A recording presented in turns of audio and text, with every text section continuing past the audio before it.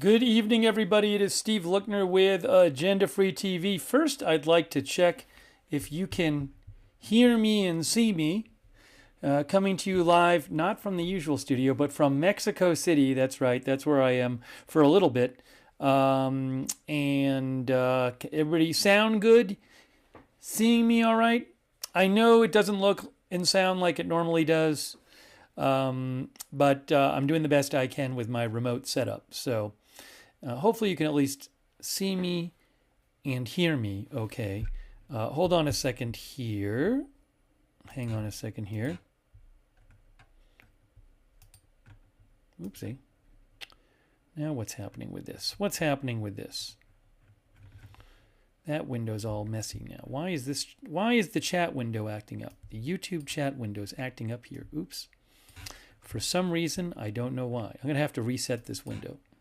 Let's see if I can make it better. The YouTube chat window was acting up a little bit. So let me refresh it. I can hear myself and I can see myself, so that's something. That's at least something. Okay. All right. People are saying it looks all right. Good. I love it. I love it. Okay. Hey, quick thanks, by the way, to Martin Gingrich. Thank you, Martin. I really appreciate your support. And also John DFW. Thanks, John DFW. And Sudden Updraft, our member. Thank you. So we are here live to give you an update on two different stories that have had developments today. The Syrian Civil War, the rebels in the Syrian Civil War have made significant gains. A lot of experts are questioning whether the Assad regime will survive at all in Syria. So we're going to give you an update on Syria. And also some new developments today and tonight in the manhunt, the ongoing manhunt for the man who killed the CEO of UnitedHealth in an ambush shooting yesterday in the morning in the middle of Midtown Manhattan. So we want to bring you updates on these two stories. We're going to take your comments and questions on the air. And you can reach me on X at Lookner is where you can reach me at Lookner. And before we begin, I want to thank our moderators who are here. Beth Mythical and Ruth Krafasi are moderating over there on YouTube. I really appreciate them being here.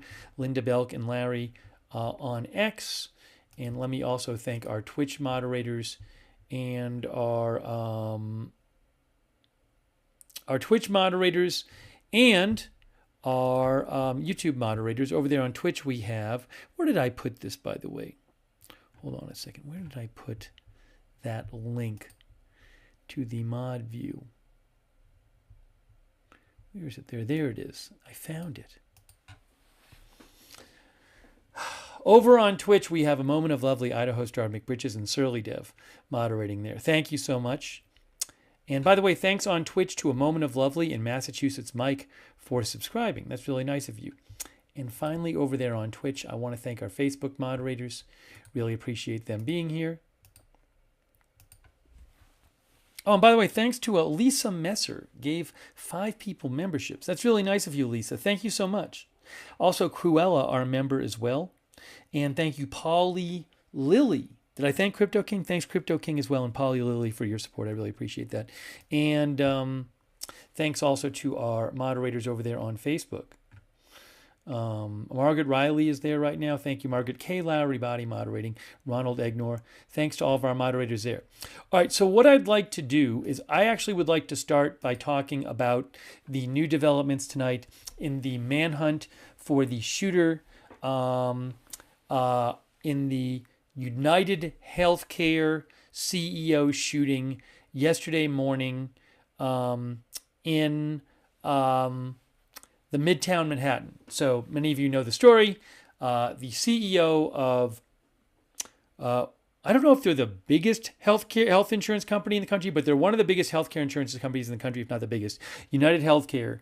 He was ambushed, shot, and killed from behind in front of the Hilton Midtown New York City Hotel as he was about to go into the hotel for a big investors conference. And he was just, there's been some pictures out from the NYPD of the suspect. The suspect escaped a few blocks away to Central Park, and they have not found the suspect.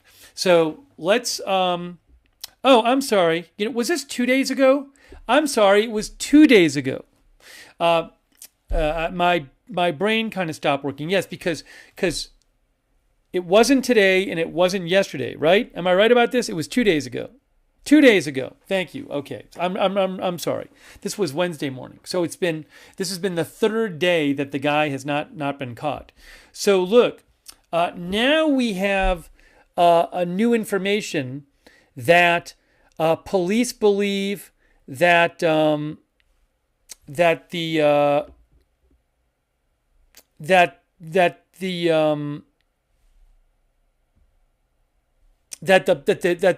suspect is not in the city anymore. Police think the suspect is no longer in New York City and that the suspect got on a bus and left the city. Okay, so I want to show you this update here. Oops, you know what I got to do real quick? I got to do something. I forgot to fix a setting here. I'm glad I remembered this. Hold on. Let me fix a setting. Give me one moment. Give me one moment.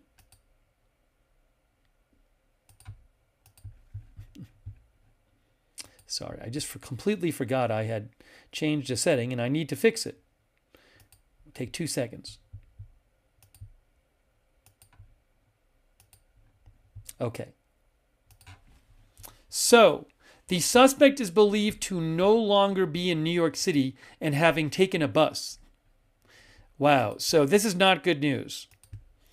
Hopefully they can find this person soon to bring them to justice. I mean, this is I would presume, a dangerous person. Okay, so let me show you this. Let me show you this from, this is an update from the Washington Post tonight, okay? UnitedHealth CEO's killer was at the bus station within hour of crime, ditched backpack and park. The masked gunman wanted for this week's ambush-style killing of UnitedHealthcare CEO Brian Thompson was seen walking into a bus terminal less than an hour after the crime and is presumed to have escaped the city, police said Friday. I'm going to read you this again.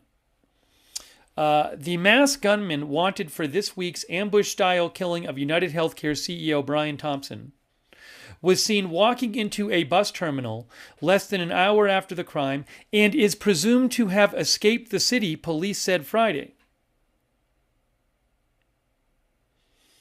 New York Police Department investigators also found a distinctive-looking backpack that the suspect wore during the fatal encounter and apparently tossed while fleeing through Central Park to an Upper Manhattan bus station Wednesday morning, according to a law enforcement official who spoke on the condition of anonymity to discuss a sensitive process. NYPD Chief of Detectives Joseph Kenney said in an interview that investigators were trying to determine what bus the suspect may have boarded at a Port Authority bus terminal location attached to the George Washington Bridge. Wow. Kenney said his teams have not been able to get a hit from facial recognition technology that can sometimes lead law enforcement to a particular witness or suspect, making the effort even more difficult. Investigators have been mapping the gunman's whereabouts over a 10-day visit to Manhattan, during which he stayed at a hostel where he paid in cash and did not talk to his roommates. According to police, after gunning down Thompson, the suspect rode a bike through Central Park, ditched it around West 86th Street and Columbus Avenue on the Upper West Side, and took a taxi uptown to the bus hub that services Greyhound, New Jersey Transit and other lines. Cameras also helped police determine that on November 24th, the morning the suspect arrived in New York on a Greyhound bus, he spent a half hour near the New York Midtown Hilton on 6th Avenue, where Thompson died on his way to a company event. So I'm just going to stop right there. There's more to read in this article, but that's a lot to cover right there. Wow. And I want to take some comments from you guys. Wow, that's a lot. Our viewers, let me take a couple comments here, and then I'm going to read you more about this. Stephen Woodman thinks it was a professional hit and he's long gone. X1011 says this guy planned ahead. Mystical says, hoping someone who knows him recognizes him and calls in with a tip. Yeah, I should show, I know a lot of you have seen these photos that the NYPD has come out with. Although, let me see, I have, but I'm going to show them again.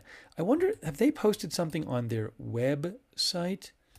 In addition to the photos they posted on their X account. Hold on a second. Let me look at this.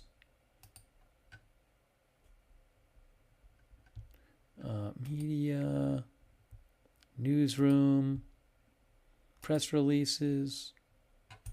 No.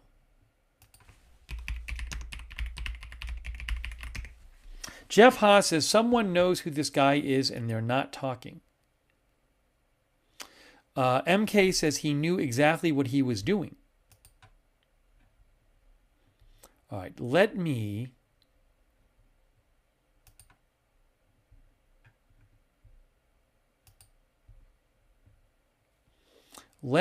show you the pictures of the guy, which a lot of you have seen already. Here we go, right here. Look. Wanted, homicide on 12/4/24 in front of 3035 Avenue of the Americas. Well, actually, it was around the corner. That's the Hilton. That's the hotel, Hilton Hotel. Brian Thompson was shot and killed by an unknown perpetrator. Any info, call us at 800-577-TIPS, reward up to $10,000. So here are these pictures of him. Those are the pictures. There's a couple more too, but those are the ones where you can, that's a sampling of some of the photos of him from the NYPD. They actually got one at the bottom. That's him at a hostel, which hostel sounds like super cheap, but I don't think that hostel is super cheap. I think it's more like a hotel. But there's reporting claiming that he was flirting with somebody working there and took down his mask. I don't know if that's true, but that's just a sampling of photographs of the guy. And the ones on the ones above are from a Starbucks shortly before this shooting, I believe.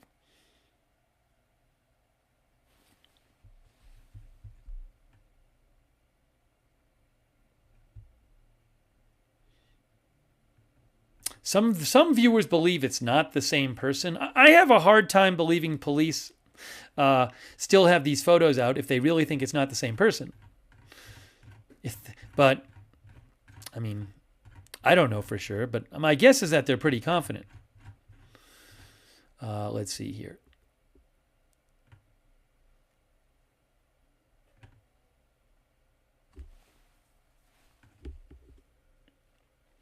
Caleb Parmalee says 10,000 reward is nothing. Okay. And just a reminder, if I can show you the map of what happened, just to get us all on the same page here. So we're talking about the New York Hilton Midtown Hotel, okay?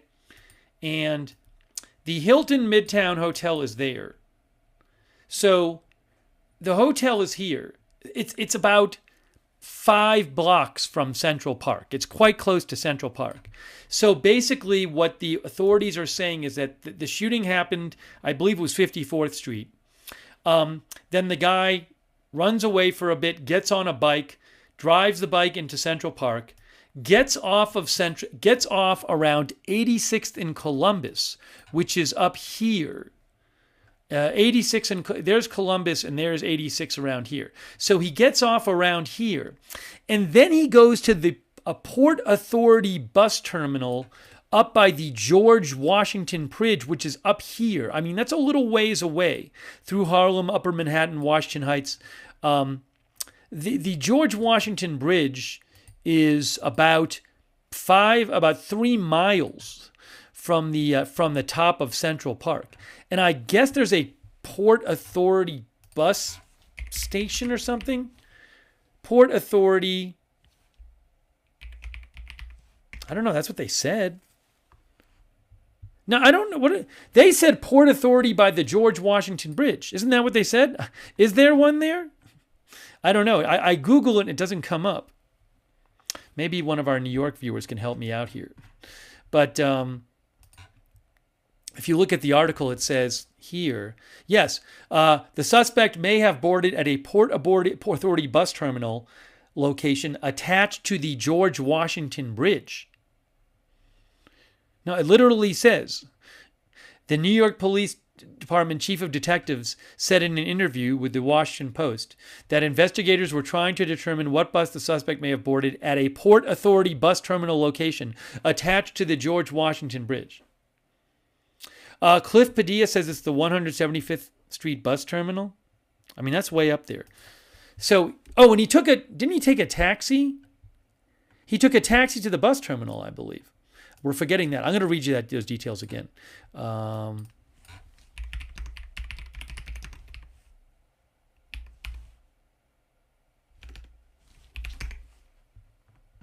Is that one there? I don't know. I'm not going to worry about it right now. Oh, George Washington Bridge Bus Terminal.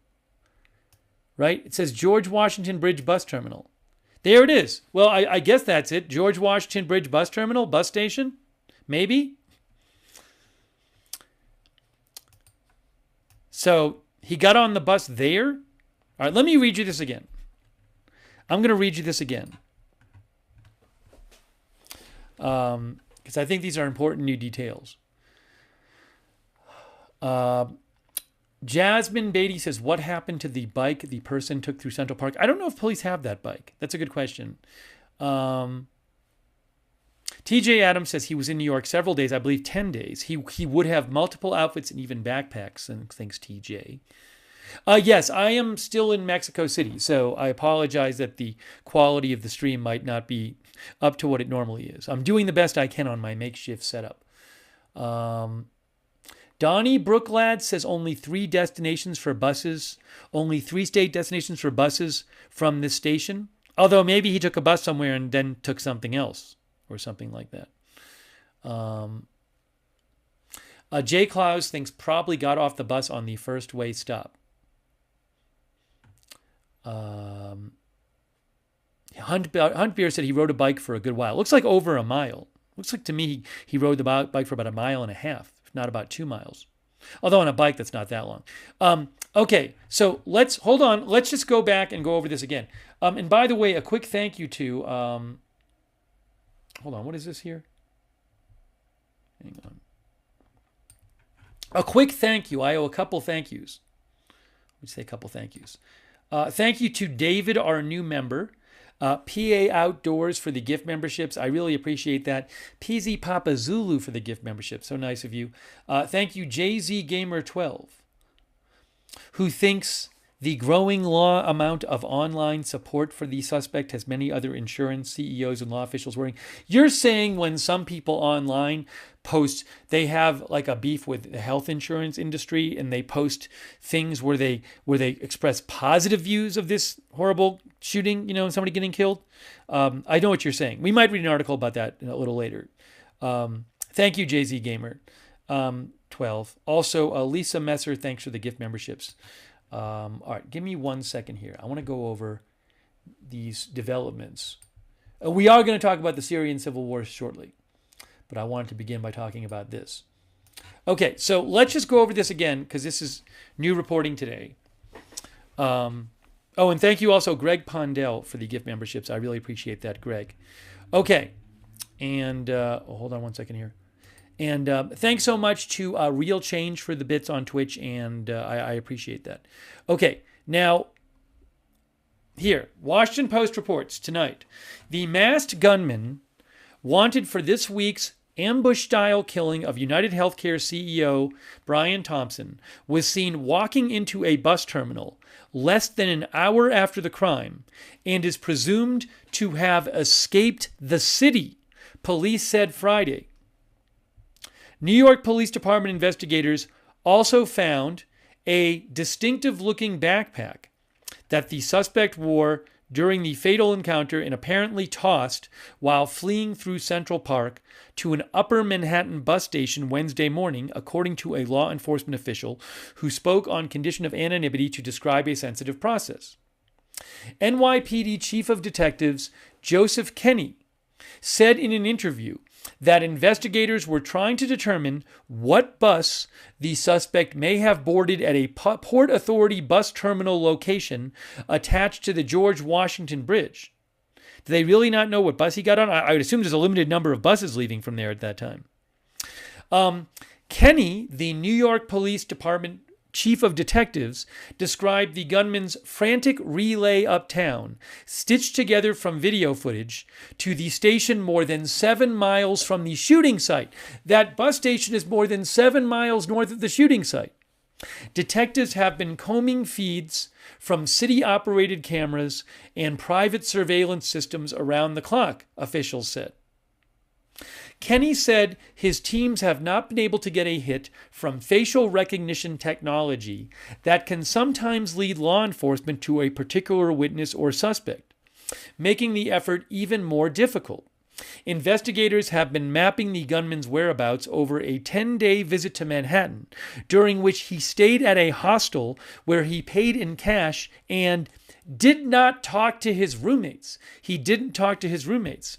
After gunning down the CEO, the suspect rode a bike through Central Park, ditched it around West 86th Street and Columbus Avenue on the Upper West Side, and then took a taxi uptown to the bus hub that services Greyhound, New Jersey Transit, and other lines. Cameras also helped police determine that on November 24th, the morning the suspect arrived in New York on a Greyhound bus. So this is around 10 days before the shooting. He gets to New York on a Greyhound bus, and what does he do? He spends half an hour near the New York Hilton Midtown on 6th Avenue, where the shooting ended up happening 10 days later. So this seems, it seems like he was clearly thinking about this in advance. He came to New York 10 days earlier, and he went to that site for a half an hour on the day he got there. Wow. The shooter's disappearance, let me just read the next two paragraphs and I'll take some comments. The developments in the high-profile homicide capped the third day of the NYPD's investigation into the stunning events that transpired around 6:45 a.m. Wednesday, launching police on a manhunt in an aggressive effort to retrace the suspect's moves through the city's vast network of surveillance cameras. The shooter's disappearance means the search has widened significantly, with the FBI helping in the effort and police pleading with the public to send useful information about the suspect or his whereabouts. A $10,000 reward has been offered for information that leads to an arrest or prosecution. So it's already been 3 days now. Well, almost 72 hours. I mean, it's like 2 hours and 2 days and 14 hours or whatever it is, if not more. Paul Munsell says the shooter used a fake ID and cash to get to him. I believe he did check in with a fake ID. I believe I read that. I'll see if I can get more details on that.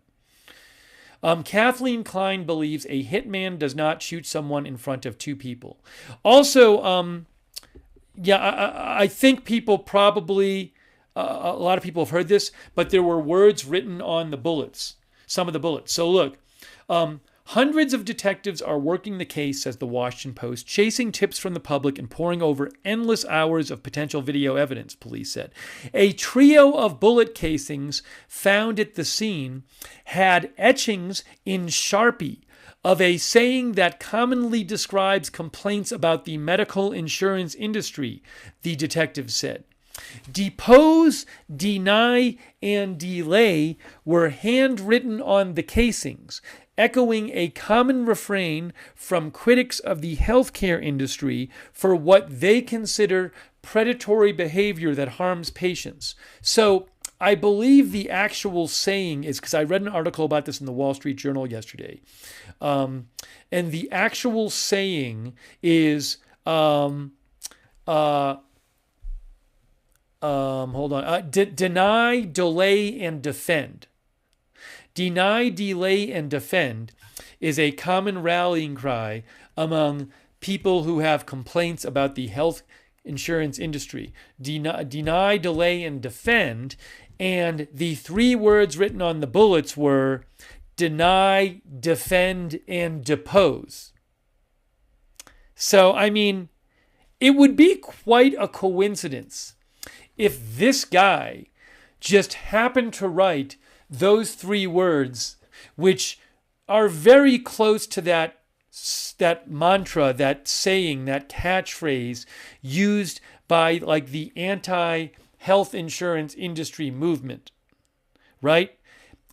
It could have been the case that he just picked those words and they just so happened to so closely resemble the language of the anti-health insurance movement, but you would think odds are that there is some sort of connection there.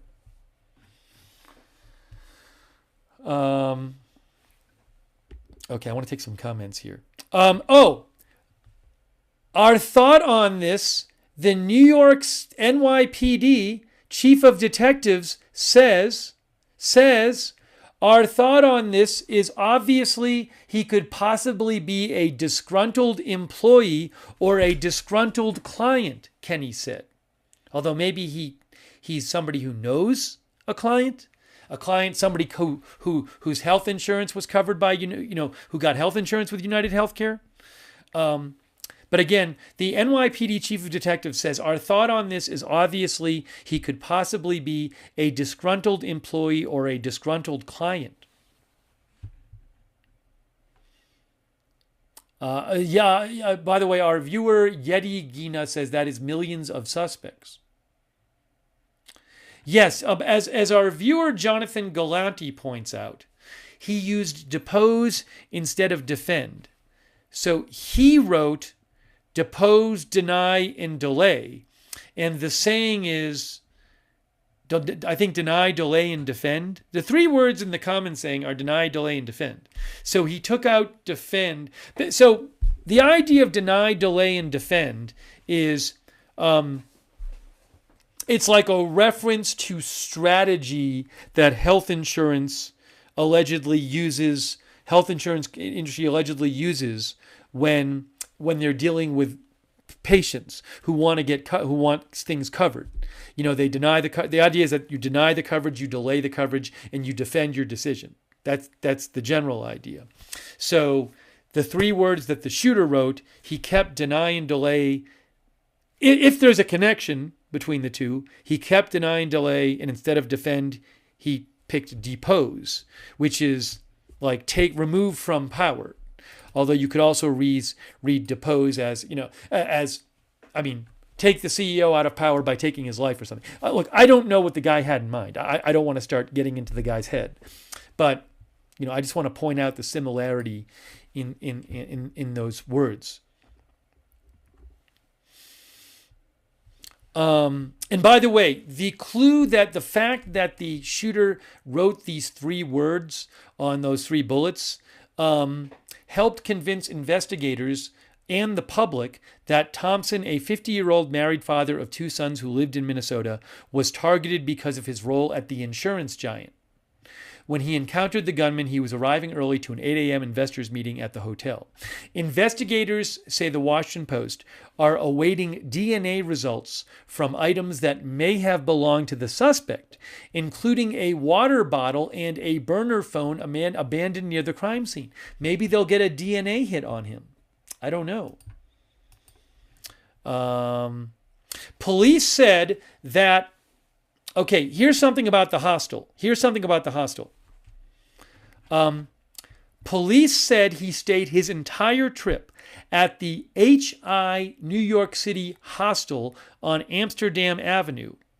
Kim Jung-koon, a 28-year-old visiting from South Korea, said police showed up there Wednesday evening. Kenny said the New York police investigators were at that hostel on Thursday afternoon again. The NYPD chief of detectives said a search of the area where the suspect stayed led to nothing useful. Okay, so now if you look up HI New York City hostel, it's not... So Google refers to it as a 3-star hotel. Okay, that's what Google says. Google calls it a 3-star hotel. So, and you guys can look up HI New York City hostel. It has like 4,000 reviews on Google, has like 4.5 stars. And I mean, it certainly doesn't look like, it does not look like, a rundown, real kind of your some people have the stereotype of hostels as really rundown, cheap places.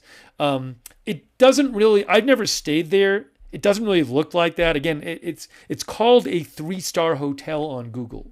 So I just want to be clear. No, one of our viewers said not a flop house. I just want to be clear because you might think hostel and think like, oh, he's staying there with people spending $10 a night or something. And it certainly doesn't seem like that's the case. I can probably pull it up here on Google Maps if you give me a second here.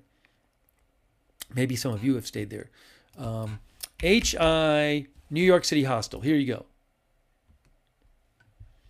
Right. See, look at the picture. Look at the picture from Google. By the way, it gives you Mexican price, which is about $80 US because I'm in Mexico City right now. But if we do this, we can show you here, right here. That's it right there, right? Isn't that it? American Youth Hostels. I think this is it right here, unless I'm wrong. I believe that's it.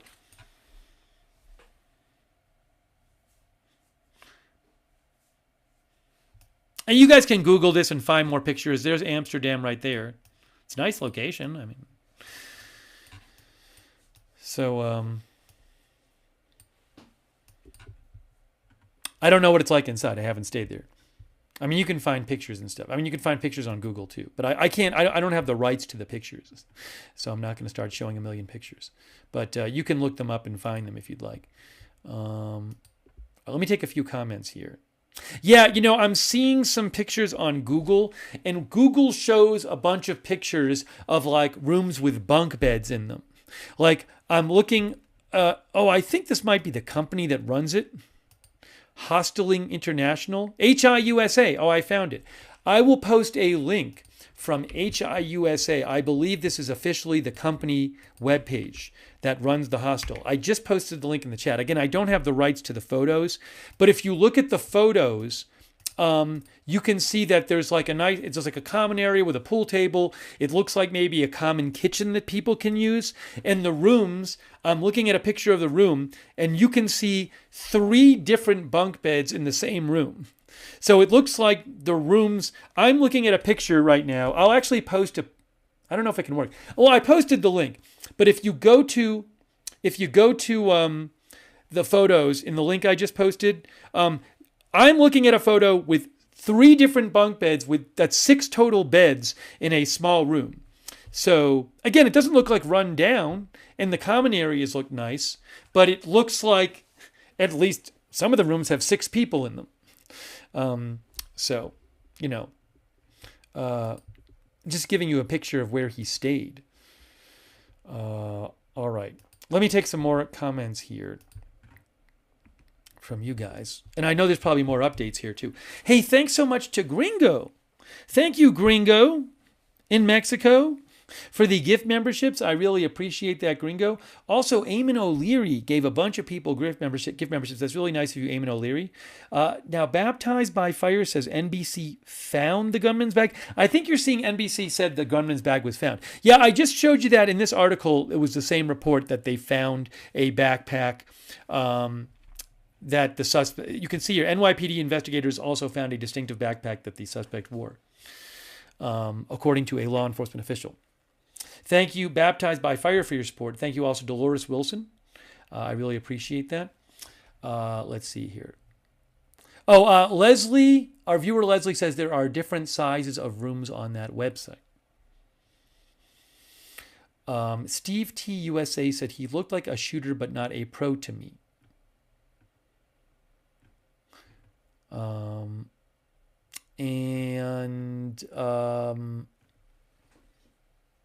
Again, this report said that he didn't talk to his roommates.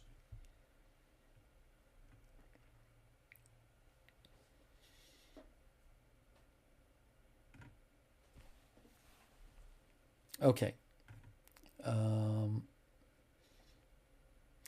Any Old Time says photos of it don't look bad as long as you don't mind sharing a room with strangers. No, we're going to talk about Syria very shortly. I just wanted to do an update on this first, and then we'll talk about Syria. Give me one moment here. I also want to check something else.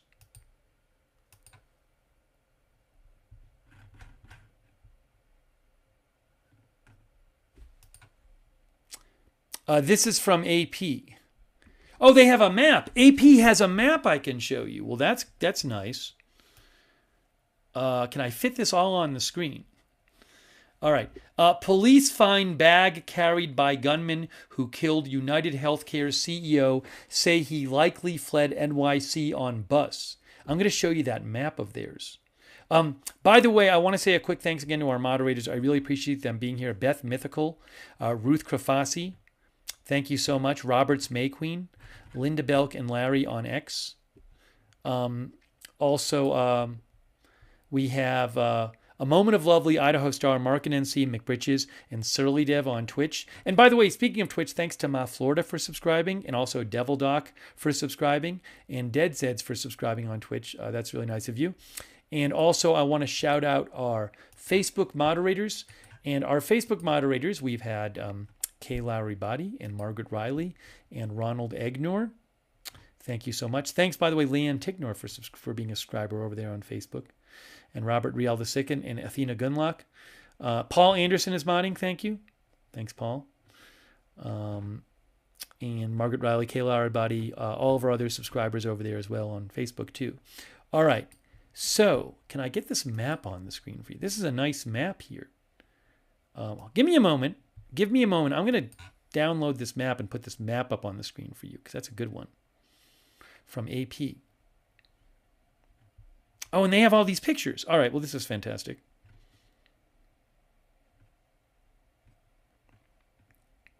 I have a bunch of pictures I can show you from AP that I'm going to show you now. If you give me a second. As soon as I have it here, I'll show it to you. It says download in progress. All right, it's downloading. I'm going to wait for it to download. Well, I'm going to start showing you this beforehand. So there's this graphic here. Okay, check out this graphic from AP. So there's New York City, and there's Central Park. What you see is it's a little. Is it as bright for you as it is? Hold on here. No, it looks fine. So 6:45 a.m. Oh, hold on. I think I can get a little more clear shot of the map. Give me 1 second here. Hang on, folks. Just hang on a second. Oh, that's not what I want to do. Where'd you go? Where'd you go? Weird thing. Hold on. Now I messed this up. All right, hold on. Let me pull these. Let me pull the photos up. Where did they go?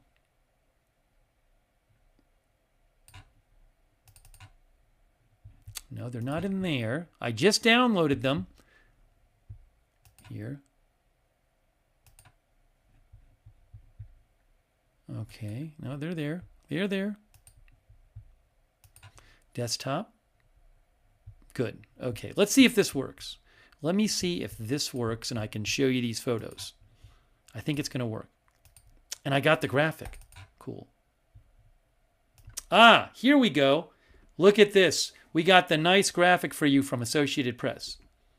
There we go. Oh, we got the graphic. This is great. Okay. So, 6:45 a.m. Gunman fatally shoots Thompson. That's where it says 2. Number 1. Number 1 is here.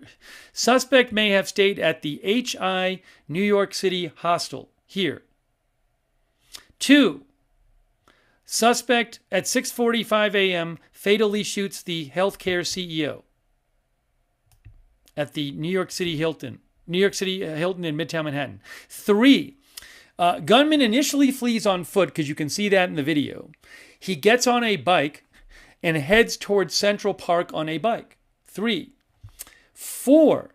The gunman exits Central Park on a bike near 77th Street and Central Park West. 4. 5. Gunman gets into a taxi at 86th Street in Columbus. And then 6, he arrives all the way up here at the George Washington Bridge, which is about 7 miles away from the shooting. And he arrives at a Port Authority bus depot in the taxi. He was in that taxi for a while. I assume the police maybe have talked to the taxi driver by now. I mean, look at that. How did he get a bike? So I did read today that the bike actually was not it was originally thought to be a city bike, New York City, like rent a bike, but I read today that it was not a New York City bike. The Ouch Ouch says, I'm just seeing they recovered the backpack. Yes, reportedly they have. I mean, it's amazing to me that it's wow, this guy, he fled on foot. He initially just ran away. And then he got on a bike a little ways away and started pedaling, and now he's gone. Luke MC said, how did the CEO not have security guards since he is high profile? Tina Marie says he might be in Canada. Jake Davis says he could be in Canada by now.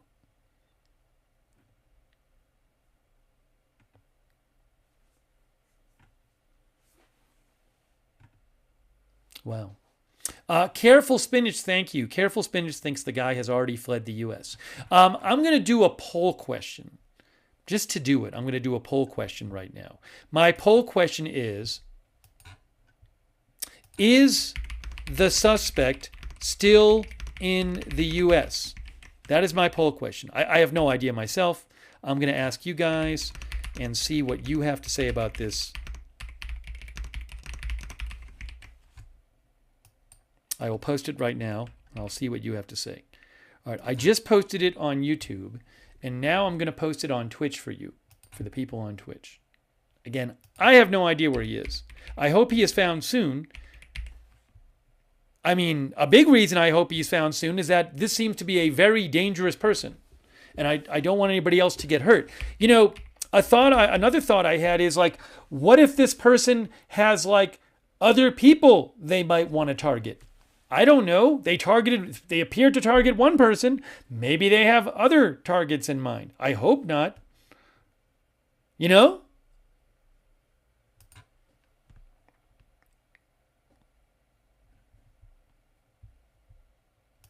All right. So I asked you guys, I said, again, I have no idea. I said, what do you think? Is he still in the U.S.? And I'm going to show you what you guys said about this question. Over there on YouTube, what did you guys say? About 2/3 of you say yes. 63% over there on YouTube say yes, he is still in the U.S. 37% say no. And then, how am I going to do this? It's a little tricky for me to show this right at the moment, but what I'll tell you is that on Twitch, I am seeing the results as 75% on Twitch think he is still in the U.S. Now it's 77%.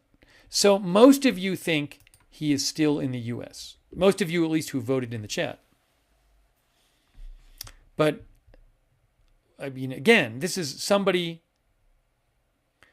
Cameron says CNN stating the gun could be a veterinary gun? I'll have to look that up. I haven't checked on them in a little bit. Leafy thinks he's on a boat to Brazil.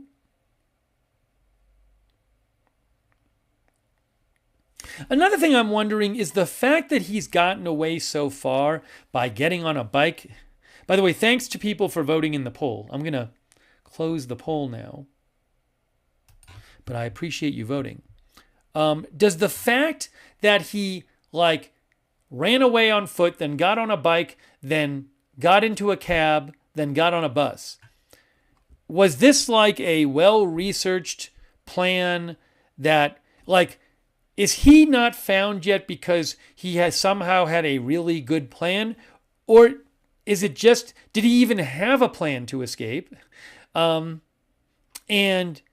whether or not this was a planned escape, did he just get lucky? Or had he done research which made him think this plan was going to work or something and gave him information to suggest this plan to get away might work? I couldn't tell you. It's incredible, though, that, he shot somebody in the middle of Midtown Manhattan in front of a hotel, and he initially just ran away. Condolences to the family of Brian Thompson, by the way. He leaves a wife and 2 children. Leafy thinks he was very prepared. Hold on a second, just to put this on the screen.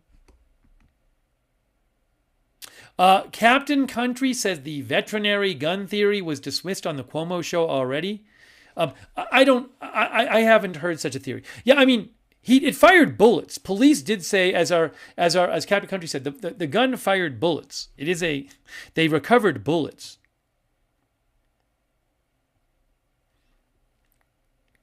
Clearly Crystal Clear thinks that the shooter may have practiced the getaway. That's very interesting. Remember, in the article I just read you, it said that the shooter, 10 days ago, on November 24th, when he got to New York, about 10 days before the killing, he, for a half an hour, was at the site of the shooting, at the Hilton Midtown. All right, we'll do a little more on this, and then I want to talk more about the Syrian Civil War. First, I owe a couple thank yous. Hey, thanks so much for being a member, Tay1999. Thanks also JZ Gamer 12 for your support. Thank you, Jeff Peff, our member. Thank you, Careful Speech. I appreciate that. Gringo, incredibly generously, Gringo gave 50 people memberships. That is incredibly nice of you, Gringo. Thank you. Please, if somebody gives you a membership or a subscription, please thank them for it. Gringo, that's really nice of you. Thank you. Hang on a moment here. Very generous of Gringo. Let me just check something real quick. Okay. All right. And thank you, Crazy and KY, for subscribing.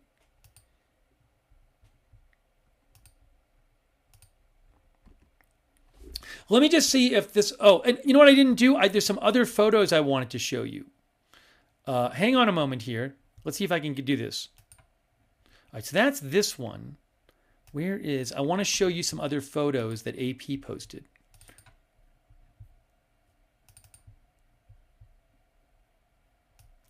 Man, I don't even think I can show this photo. I don't want to show this photo. There's one photo they posted, which is a still shot of... It's a still shot of the shooter pointing his gun at the CEO right before he shoots him. So I'm not going to show that one right now. But what I will show you are some of these other ones. I think that might be a terms of service thing. Okay, so this one is, that's the suspect right there at the hostel he was staying at.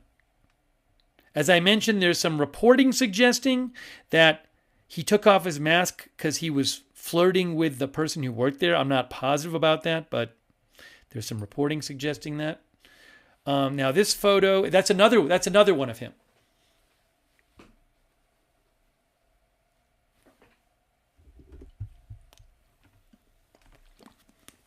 Yes, I am still in Mexico City. I apologize for any kind of lesser quality of the stream. I know it's not going to look and sound the exact same.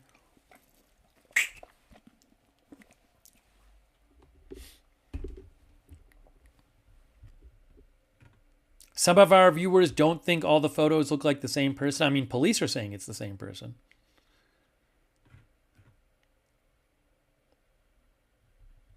All right, let me keep going here with these photos. Hold on. Is that the hostel? Hold on. I'll tell you what I'm looking at.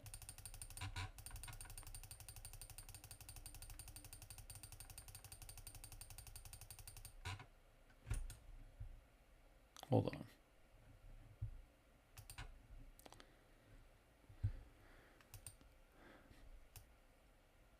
Central Park. If I can maybe get both of these on the screen at the same time. The picture I just showed you was, I think, the hostel. Yes. This picture is members of the media line a sidewalk outside the HI New York City hostel, where police say the suspect may have stayed. They believe he stayed there. Okay, and then there's this photo. That's also see. There's the hostel right there, 80th in Amsterdam.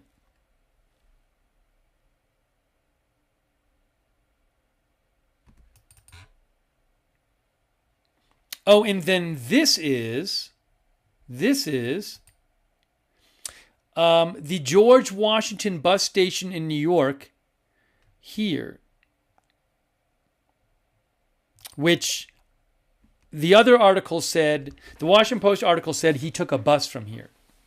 AP says he took a taxi to near this. That's the George Washington Bridge on the right, and on the left is the bus terminal, the George Washington Bridge bus station, near where the gunman fleeing the shooting took a taxi to.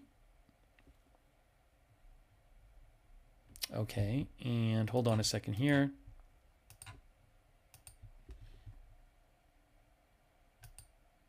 Yes, and here's another picture of that bus station.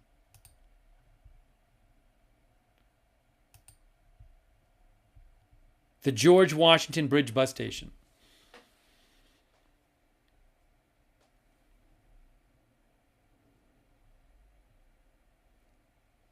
Lori Murphy said, how did police figure out he stayed at the hostel? That's a good question. How did they know that's where he was staying? Because he checked in, I guess, under a false ID, I believe.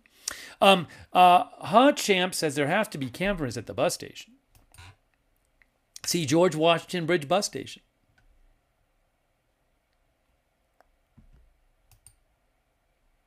George Washington Bridge bus station.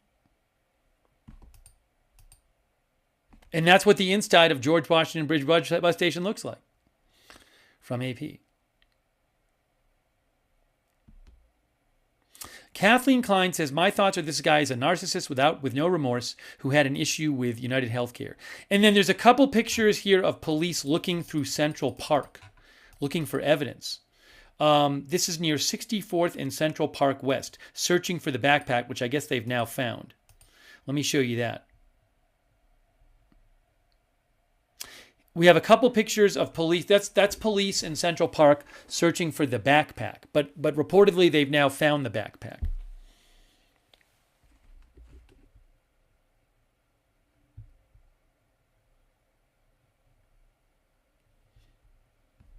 Okay, let me show you a couple more updates. And there's another picture of police searching for the backpack.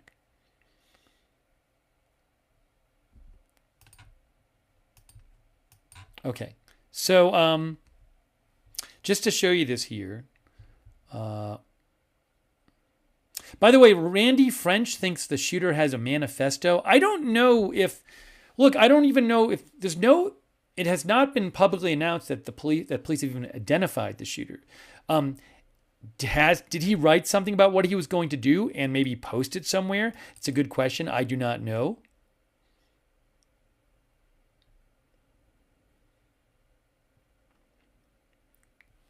Lisa Sutz thinks he might have changed clothes so they can't find him on CCTV. Ellie Bourne thinks he knew he would be identified or he would have kept the mask on.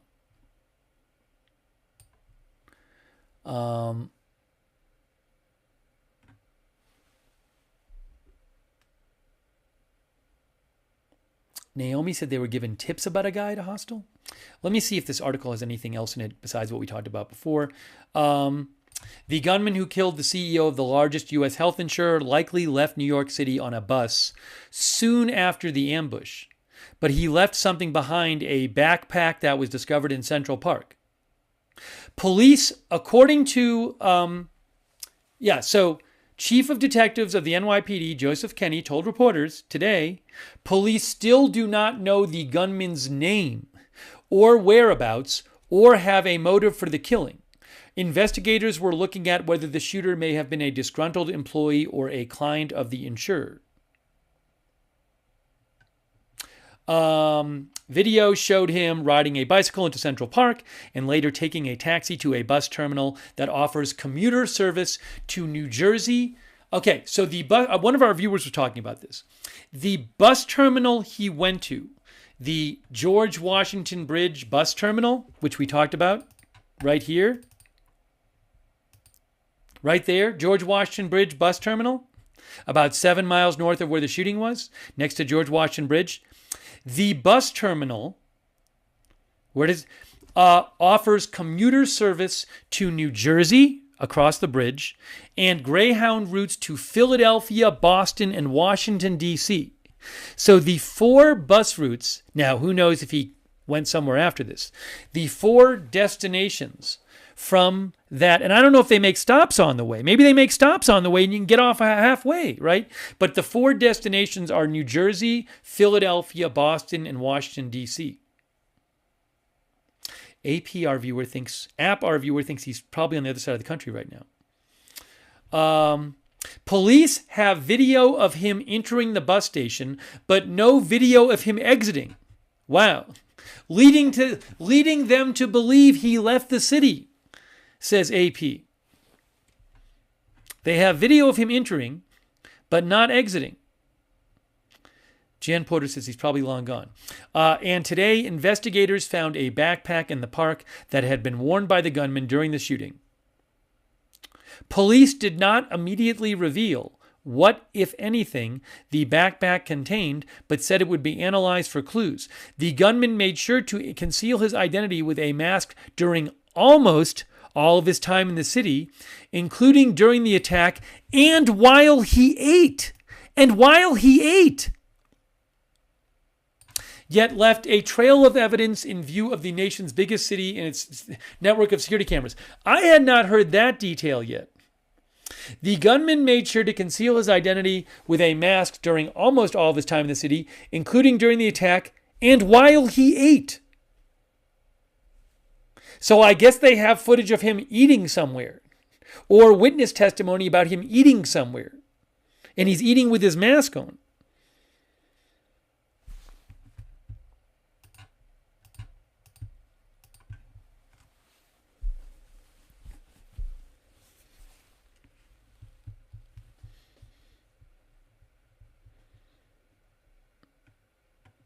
Okay, a little more background here. How can he eat with a mask on? Well, you could lift the mask and put the food under the mask. Investigators, so look, here's some more background here. This is all stuff that came out after we initially covered this. The gunman got off a bus that originated in Atlanta. He took a bus that originated in Atlanta and made several stops along the way. Police have not determined where he got on the bus. This is the bus that he took to New York. Investigators have a list of passengers, but none of them would have had to have provided an ID when they climbed aboard, Kenny said. Investigators believe the suspect used a fake ID card and paid cash when he checked in at the hostel, which has a cafe along with shared and private rooms and is blocks from Columbia University. Investigators have tested a discarded water bottle and protein bar wrapper in a hunt for his DNA. They also were trying to obtain additional information from a cell phone found along the gunman's escape route. Wow. The New York Police Department Chief of Detectives say that the photos of him with his mask down from the lobby of the hostel are the only time he removed his mask, said the chief detective. Wow. The chief detective from New York Police said, from every indication we have from witnesses, from the Starbucks, from the hostel, he kept his mask on at all times, except for the one instance where we have him photographed with the mask off. Wow. His roommates at the hostel also said he didn't speak to them. Nothing of investigative value was found in a search of the suspected shooter's hotel room. One of our viewers said, Drippy Beat said it's the only time he removed his mask because it's not him. Yeah, Tallulah Bell says to flirt. Again, I read reports claiming that he was flirting. I'm not sure if that's true with somebody working there. But just again to go over that, where is it here? Hold on here. Now I messed it up. Where is the...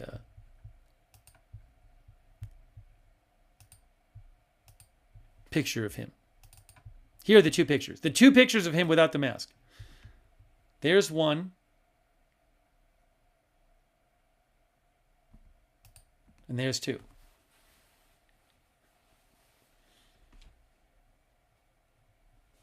So police claim that is the only time anyone ever saw him remove the mask, including while eating.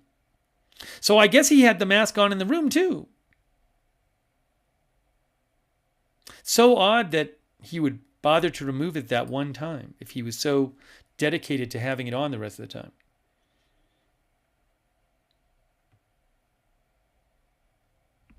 By the way, AP says the shooting has rocked the health insurance industry in particular, causing companies to reevaluate security plans and delete photos of executives from their websites. A different Minnesota-based healthcare company said Friday it was temporarily closing its offices out of an abundance of caution, telling employees to work from home. Wow. We gotta in a second move on to Syria, but it's a tragic, terrible, horrific story with the shooting and just crazy, all these details about this guy. By the way, thanks to Ohio Rando, who says, will the FBI take over the investigation since it's likely the suspect left the city in his unlikely state? Yes. So it's a good question, Ohio Rando. Thank you. I believe the Washington Post article said the FBI was now assisting. It did not say they had taken over the investigation, but said they were assisting it. Joseph Perez, thank you, Joseph, thinks that the CEO's social media accounts may have clues. Thank you also, Black Clover. Is it Black Clover Digital? Black Clover Digital, thanks for your support. Do I think the CEO planned his own murder for insurance purposes amid legal issues? I have no evidence of such a thing. I mean, I can't tell you. I have no idea for sure what happened at all. Of course, I can't tell you that. I have not heard any kind of evidence about that. Thank you, Black Clover. Also, Faux Hammer Actual, who says running theory is he used a Glock 19 with a suppressor. I've heard some different theories about what different kind of guns he was using. Faux Hammer thinks the gun did not jam. It failed to cycle due to a device he did not have called a booster. That's what Faux Hammer Actual thinks. Thanks, Faux Hammer Actual. Also, thank you to Matthew Bradford for the gift membership and Corwin719 and Joseph Perez. Joseph, you can actually see, there's a witness. Joseph says, were the streets empty that morning? I don't know that the streets would be empty from my experience in that area. I've been there numerous times. I used to live, years and years ago, I lived in that area, but and worked in that area. But, even like 6:30 in the morning, there would be cars there. Also, there was a witness. I don't necessarily advise anybody watch the footage because it's really horrific. But there is a video out of the shooting, and you can see there's a witness right there who ends up running away. This is it's a busy area. So, I'm sure it was less crowded than the middle of the day, but I don't remember. I don't know if anybody drove by at the time or anything. I think maybe on the video you can see some cars drive by after the shooting. I don't know. I'd have to watch it again. But again, it's Midtown New York City, so at 6:45 in the morning, it's not going to be like no people.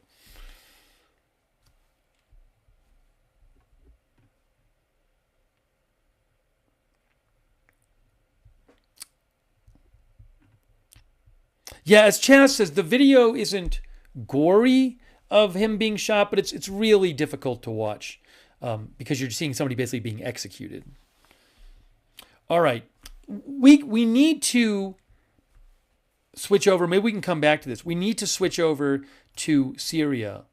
But before we do, I just want to touch on one thing. So Really quick, I'm not going to read this whole article. Maybe we can just talk about a couple quick points that we can come back to after talking about Syria.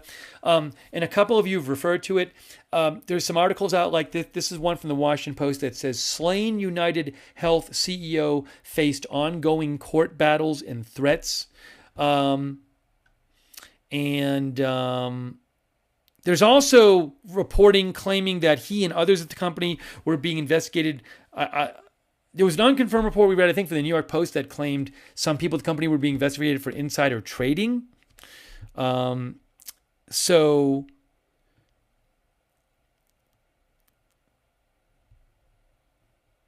and I think many of you have heard that said he told his wife, Paulette Thompson, a physical therapist, that there had been some people who had been threatening him, according to NBC News.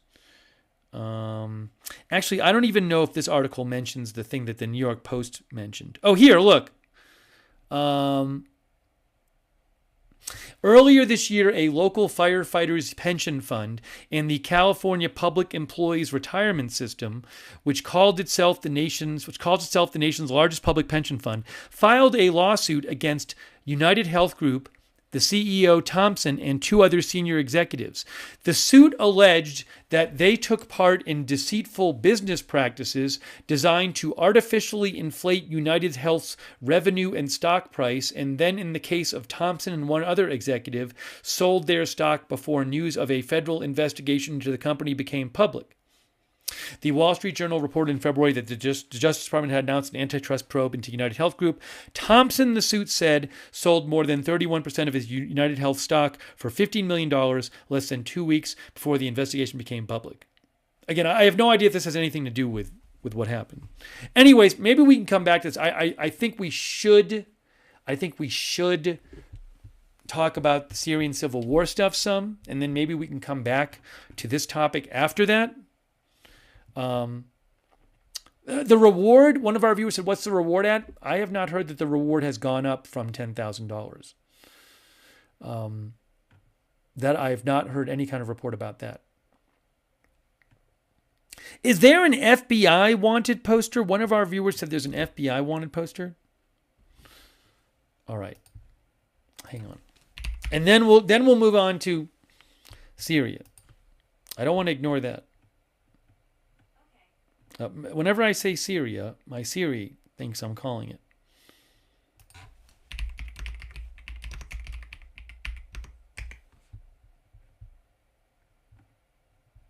I don't have the FBI one. Here. Oh, FBI has 50. You know, I missed this. Some of you are saying the FBI is offering $50,000. Is that true? Oh, this just happened. Hey guys, look, this just happened. Maybe right when we were on the air, this happened, actually. The FBI is now offering $50,000. Hold on.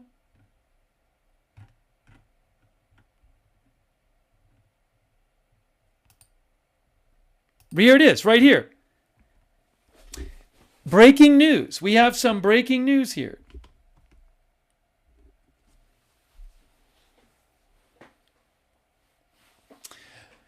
FBI New York is assisting NYPD in seeking the public's assistance on identifying the unknown suspect. FBI is offering a reward for $50,000. There it is. The FBI is offering a reward of up to $50,000 for information leading to the arrest and conviction of the individual responsible for this crime. So this just came out about 20 minutes ago. GM says 50,000 likely means the shooter is long gone.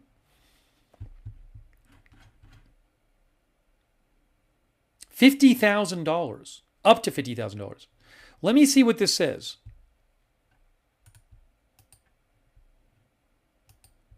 Unknown suspect, murder investigation. The FBI is offering a reward of up to $50,000 for information leading to the arrest and conviction of the individual responsible for this crime. the unknown suspect responsible for the shooting death of a 50-year-old male victim outside of the Hilton Hotel in Midtown at approximately 6:40 a.m. So there you go. I just reposted this, but what happened here? Oh, when you click on the link, it says not found, but you get the idea here. So new. Hey guys, while we were on the air, the reward has gone up to $50,000. I don't know why it says up to. Rick D thinks they know absolutely nothing. I don't think they know nothing, but some of you think that this reward being increased by so much suggests that there's significant information they're lacking.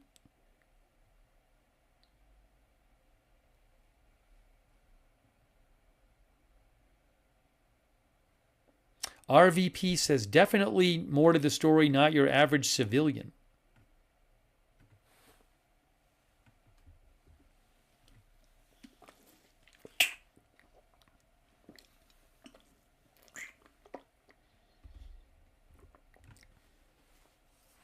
$50,000, up to $50,000 for information leading to the arrest and conviction. The arrest and conviction. Okay. Interesting. Sorry, I hadn't even seen that yet. Thanks for letting me know.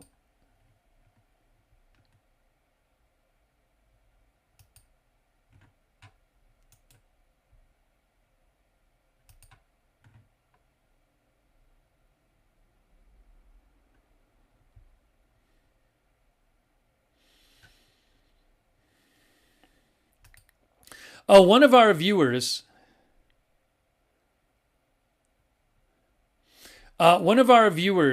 mentioned that Candy Cane sent me a clip that Mike Singleton posted of CNN of a CNN interview where I haven't watched it yet, but I guess a CNN guest, a former Maryland police commissioner, suggested on CNN that it's a possibility he might have hired, that it's a possibility the CEO might have hired his own hitman. What did he say? Hold on. What did he say about this? I'll post a link to the clip so you can watch it. I haven't even seen this yet. I'm going to post a link to the clip and you can watch the clip yourself. I can't play the clip. I don't own the rights to the clip. What did he say? Hold on. I'm going to mute myself for 2 seconds so I can listen to this. If I can hear it. Can I hear this?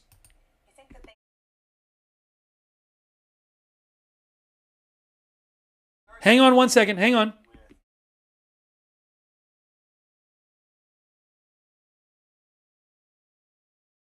Hang on 1 second. Hang on. Hang on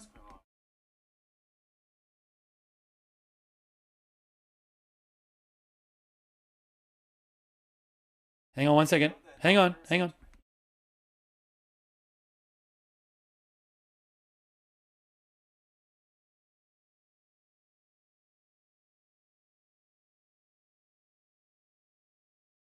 So what this guy is saying is the guest on CNN, it looks like it was tonight, I'm not sure though, is saying that he's not saying this is what necessarily happened. He said there are sometimes cases where people hire their own hit people to kill themselves. Maybe they're afraid of being investigated, he said, or something, or insurance reasons.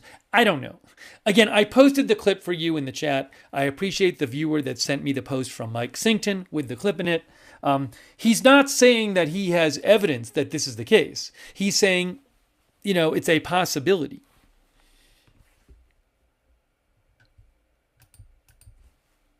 Hold on a second here. Hold on a second. Hold on.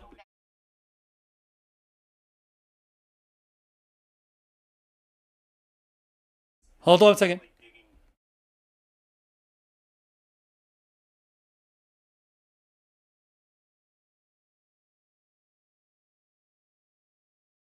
Okay. There's no evidence that I've seen. So what the guest on CNN tonight, who is a former head of the Maryland State Police, I think it is. Is that who it is? His name is I can't even see it here. Hold on a second here. Neil Franklin, former Maryland State Police Commissioner. So he mentioned something interesting in this interview that we talked about during the stream, which is how did the shooter know when exactly he was going to be at this thing? Because this event that the CEO was going to started at 8 o'clock. He showed up there he showed up at the hotel for the event about an hour and 20 minutes before. So how did the shooter know that? And we saw, it was reported Wednesday that the shooter, I think it was said in the press conference, that the shooter showed up at the hotel like 5 minutes or so, just a few minutes before the CEO got there. And I remember we were saying, like on the chat, I was talking about this, like, I mean, that seems like awfully lucky if he guessed when he was going to show up. So what this guest on CNN tonight was saying is he thought it was weird that this shooter knew when exactly he was going to be at the hotel, to be there in the front. Let me just listen to a couple more seconds of this. And again, I'll post the link to the clip again.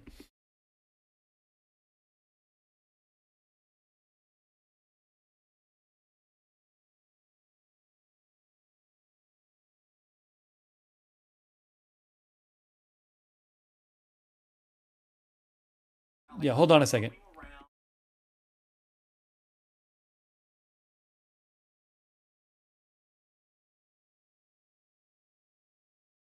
So what the former Maryland State Police Commissioner, I think it is, said on CNN tonight is he said that he found it strange that the shooter showed up there basically just before the CEO got there. And he thinks it's weird that the shooter like knew exactly when to be there. And he wasn't kind of just waiting around there. It's something we talked about on the stream on Wednesday. Anyways, that's a whole other thing. We're going to get to Syria next. That's an interesting interview I didn't know about. I'll post a clip to the link again. If you want to see the interview clip, I can't show it, but I'll post a link again in the chat. Mike Sington posted it originally. Thanks, Mike, for posting that. Thanks to our viewer for letting me know Mike posted it. At Mike Sington, Sington. Hold on a second. I'm just checking. People have sent me a bunch of things. P. Lacola sent it to me as well. Thank you, P. Lacola.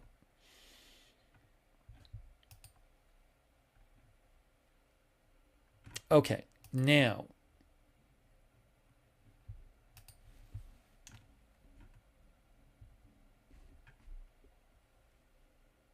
No, again, the issue is, what the point is not that he knew that there was going to be a meeting there. It's why did he show up like just a couple minutes before the guy showed up, when the guy showed up an hour and 20 minutes before the meeting?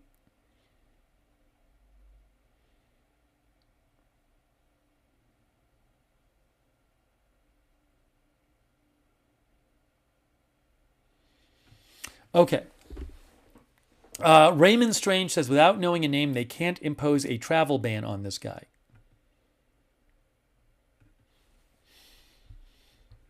Old Man Yells at Cloud says someone was spotting for him. That's a whole other thing. Where is, by the way, once in a while, if you check like the New York media, they have new things. The New York Post, I can't show it. The New York Post has a picture of the backpack, guys. The New York Post actually has a picture of the backpack when it was found. I kid you not.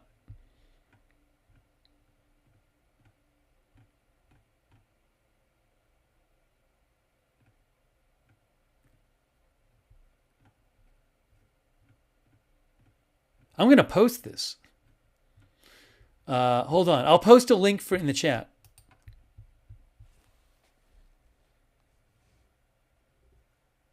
Hang on one second.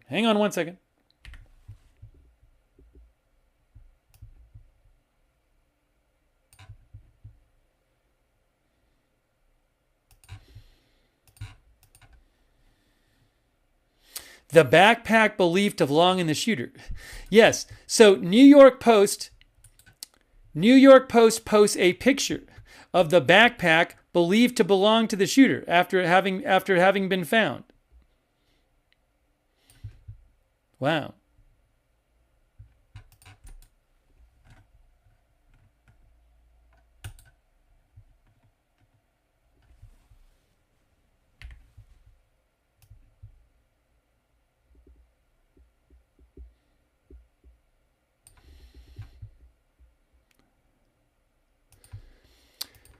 Let me just post this.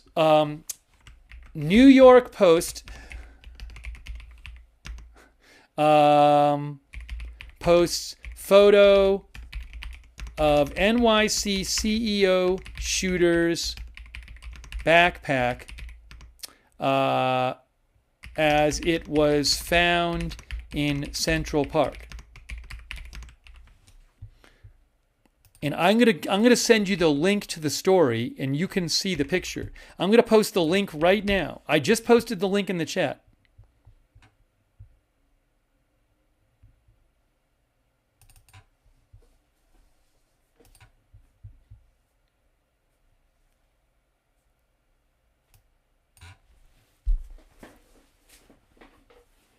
So they have a picture of it on their website. You can see the picture of the backpack in a bunch of leaves, it looks like.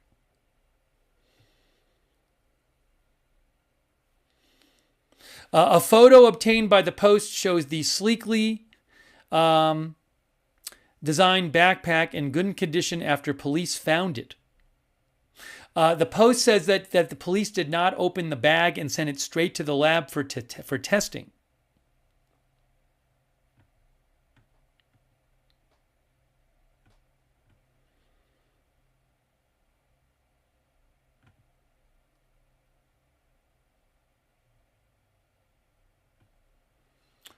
Hold on a second here.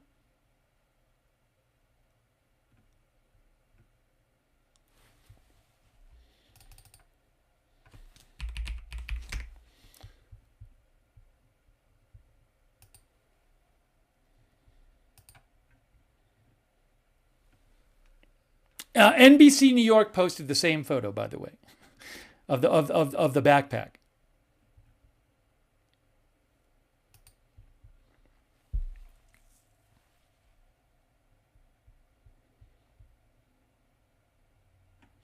Okay, let's. I think we need to move on for the moment. Let's go to. We have not talked about Syria yet. We haven't even talked about Syria yet. It's crazy, but there's so much to this story. So let's do that.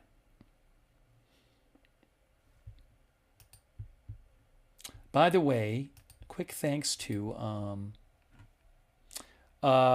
K. Kremlin. K. Kremlin believes the shooter had a burner phone for a reason. Also, thanks to Tanner Toxicity.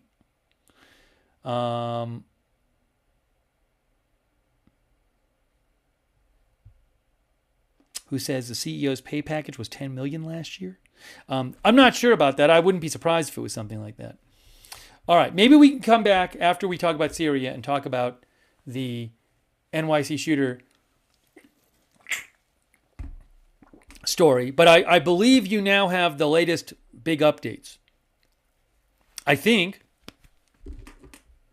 Yeah, we already talked about the words written on the bullets. So if you missed that, you can rewind. Maybe we can talk about it again later. But we gotta go and talk about. We have not spoken about Syria yet. This is supposed to be a 2-subject stream. I'm seeing new news about Syria.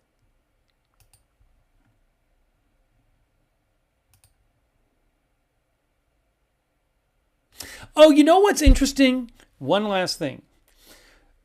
The New York Times says it was still unclear if the murder weapon was in the backpack. We don't know what was in the backpack. And I haven't heard that the murder weapon has been recovered.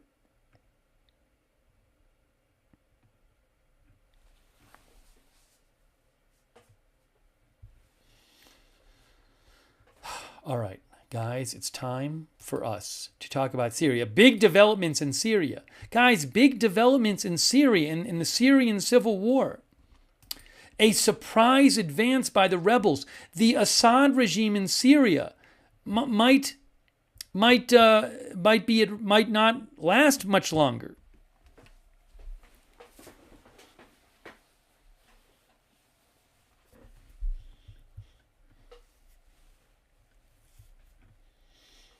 So let's talk about that.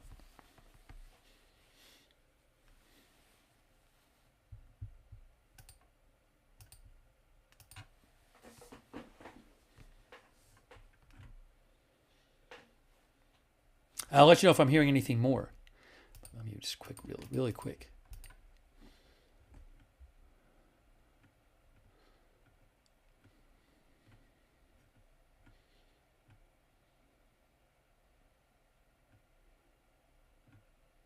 The last few minutes. The last few minutes I haven't seen anything new. Hold on.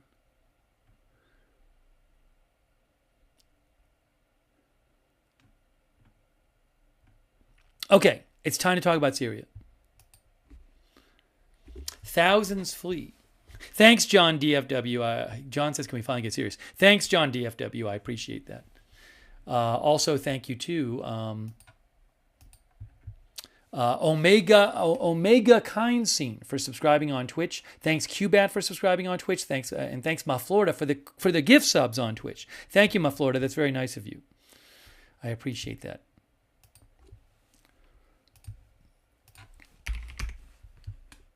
Oh, I'm going to pull up, I think Institute for the Study of War had a map today, I think. Do they have it here?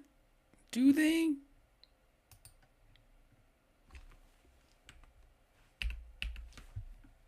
Yes. Oh my gosh.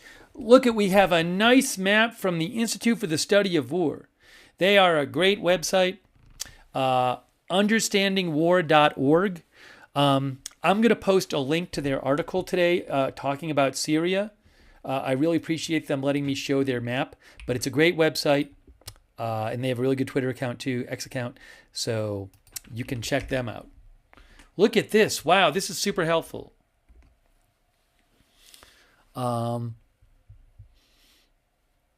Gray is HTS-led opposition. I'm going to make this bigger, I think. Well, it's hard if I make it too big. Well, I can make it a little bigger. Hold on. Let's see. If I make it that big, can I get it so that... It says multiple groups opposed to Bashar al-Assad's regime seized key facilities and cities across the country. And more in the last day. Okay, so there's Syria. Okay, and what you can see is the red area is the pro-regime forces. That area keeps getting smaller. In the last, what about the last week? The HTS is an Islamist group.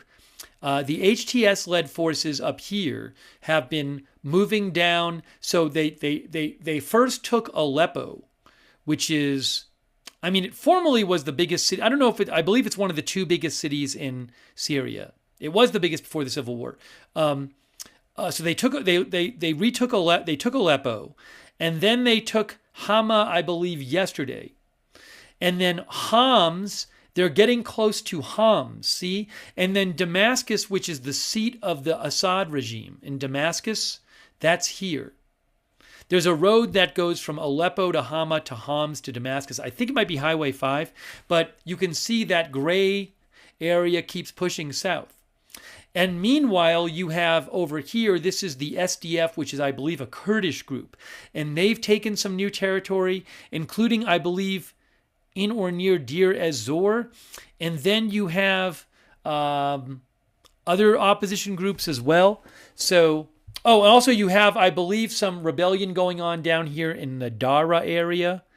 This article talks about that. We'll talk about that some more.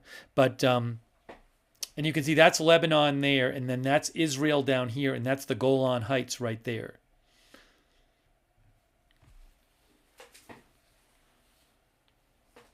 Okay. Why is this happening? I mean, there's been a civil war that's gone on since 2015, I believe, but the last few years have been pretty dormant. But, you know, a couple reasons I've seen cited is that one big reason I've seen cited is that two of Assad's biggest supporters were Hezbollah and Russia. Hezbollah helped Assad put down the rebels in the Civil War years ago, but Hezbollah has been gravely weakened by the Israeli war against it. And Russia now is tied up fighting Ukraine. So those two sources of support for the regime are no longer nearly what they were. Also, I've seen reporting suggesting that the anti-Assad forces have really improved themselves, improved their fighting, improved their equipment, and so forth. Also, I've seen some analysis that says that the HTS group has made a lot of outreach and done a lot of diplomatic outreach to other groups in Syria. So I'm not an expert on this, but there's lots of different reasons you could cite. But it has really been sudden the last week or so, how much progress the rebels have made. So we'll come back to this, but I want to show you this here. Thousands flee as Syrian insurgents advance to the doorstep of the country's third largest city. Can I see, by the way, do they have another map here? Hold on. No, I'm going to show you some of this. So AP reports thousands of people fled. You can see here residents leave the city carrying their belongings in Hama, Syria. That was today. Thousands of people fled the central Syrian city of Homs. Hama was just taken by the rebels. But thousands of people fled the central Syrian city of Homs, the country's third largest city, as insurgents seized two towns on the outskirts Friday, positioning themselves for an assault on a potentially major prize in their march against President Bashar Assad. The move, reported by pro-government media and an opposition war monitor, was the latest in the stunning advances by opposition fighters over the past week that have so far met little resistance from Assad's forces. A day earlier, fighters captured the central city of Hama, Syria's fourth largest, after the army said it withdrew to avoid fighting inside the city and spare the lives of civilians. The insurgents, who are led by the Jihadi Hayat Tahrir al-Sham group, or HTS, have vowed to march to Homs and the capital, Damascus, Assad's seat of power. Videos circulating online showed a highway jammed with cars full of people leaving Homs, a city with a large population belonging to Assad's Alawite sect, seen as his core supporters. If Assad's military loses Homs, it could be a crippling blow, says AP. The city, parts of which were controlled by insurgents until 2014, stands at an important intersection between Damascus and Syria's coastal provinces of Latakia and Tartus, where Assad enjoys wide support. Homs province is Syria's largest in size and borders Lebanon, Iraq, and Jordan. The city is also home to one of Syria's two state-run oil refineries. Pressure on the government intensified from multiple directions. Opposition protesters stormed security posts and army positions in the southern province of Swida, opposition activists said. U.S.-backed Kurdish forces, who control eastern and northeastern Syria, began to encroach on government-held territory in the east. Wow. A lot happening there. I'll take some comments from you, then we'll read a little more of this. It's actually kind of nice, comprehensive article here. Where is it here? Where's our map again from the Institute for the Study of War? Here's that map again. And you see the rebels up here, the HTS-led rebels, took Aleppo a few days ago, took Hama yesterday, and are now on their way to Homs right here. And then Damascus is down here. Lisa Span says Assad's wife and children went to Russia. He is still in Syria. Is this true? I'm not sure if that's true. Maybe you're right. Let me check something here.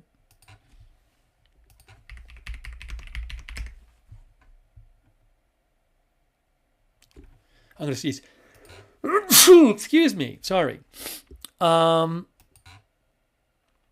is a report from the Telegraph from yesterday claiming that the Telegraph UK claimed in a report yesterday. Was it yesterday or today? Today. The Telegraph UK claimed in a report today that Assad's family has fled to Russia. during the past week. I don't know if this is true. Oh, the Wall Street Journal reported it. Okay, well, hold on. Let me see what the Wall Street Journal says. Hold on. Okay, the Wall Street Journal claims, in an article today, the Wall Street Journal claims that Assad remains in Syria, and last week his children and wife went to Russia, and his brother-in-law traveled to the UAE. Okay? So, I don't know if that's true. Also, Jordan's U.S. Embassy in Washington denied a report or reports claiming that Jordanian officials urged Assad to leave.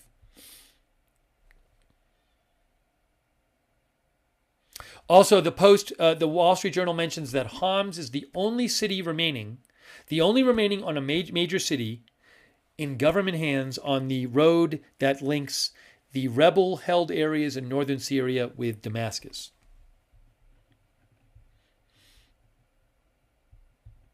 Hold on a second here.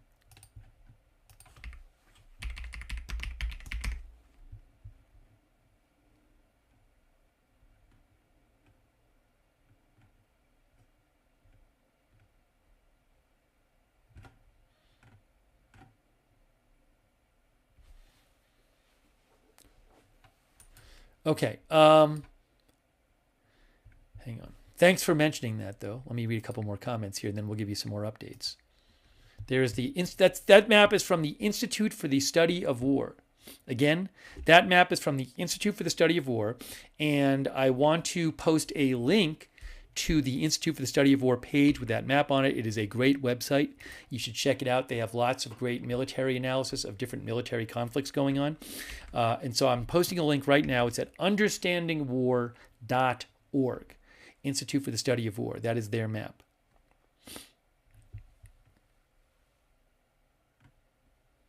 One of our viewers said, goodbye, Assad.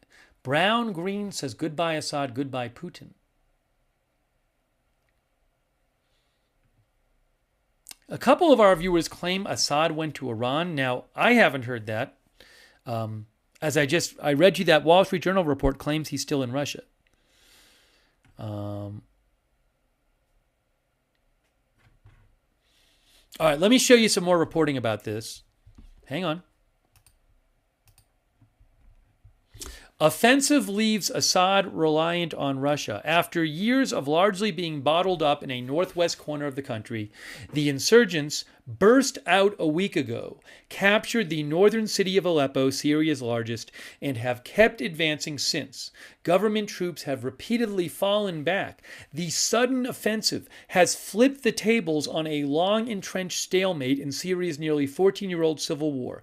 Along with HTS, this Islamist group, the fighters include forces of an umbrella group of Turkish-backed Syrian militias called the Syrian National Army. Turkey has denied backing the offensive, though experts say insurgents would not have launched it without Turkey's support. HTS's leader, Abu Mohammed al-Golani, told CNN in an exclusive interview from Syria that Assad's government was on the path to falling, propped up only by Russia and Iran. A key question, we were just talking about this, the support from Russia. A key question about Assad's ability to fight back is how much top ally Russia, whose troops back Assad's forces, will throw support his way at a time when Russia is tied up in the war in Ukraine. Okay. Russia's embassy in Syria issued a notice reminding Russian citizens that they may have to use commercial flights to leave the country, in view of the difficult military political situation. Also remember, Hezbollah has been a big supporter. Iran-backed Hezbollah has been a big supporter, for example, with troops of Assad's forces in the civil war. But Hezbollah has been greatly damaged and greatly lessened by the Israeli war on Hezbollah for the past year, especially the last few months. And you can see here AP says, Assad opponents move in center, south, and east. The rebel fighters on Friday took over the central towns of Rastan and Tabizeh, putting them 3 miles from Homs. The Britain-based Syrian Observatory for Human Rights, an opposition war monitor, said, a representative from them said, the Battle of Homs is the mother of all battles and will decide who will rule Syria.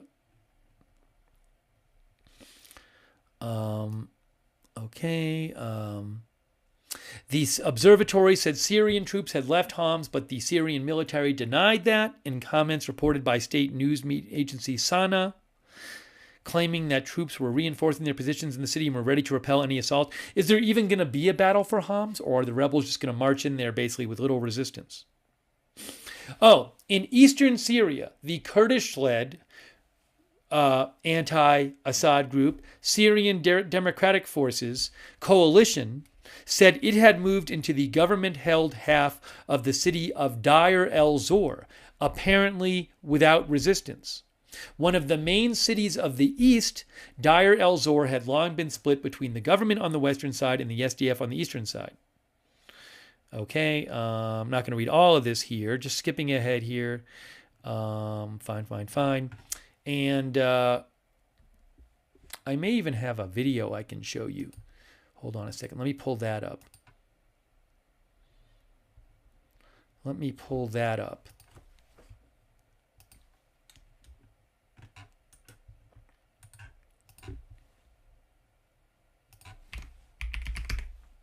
Oops, one moment.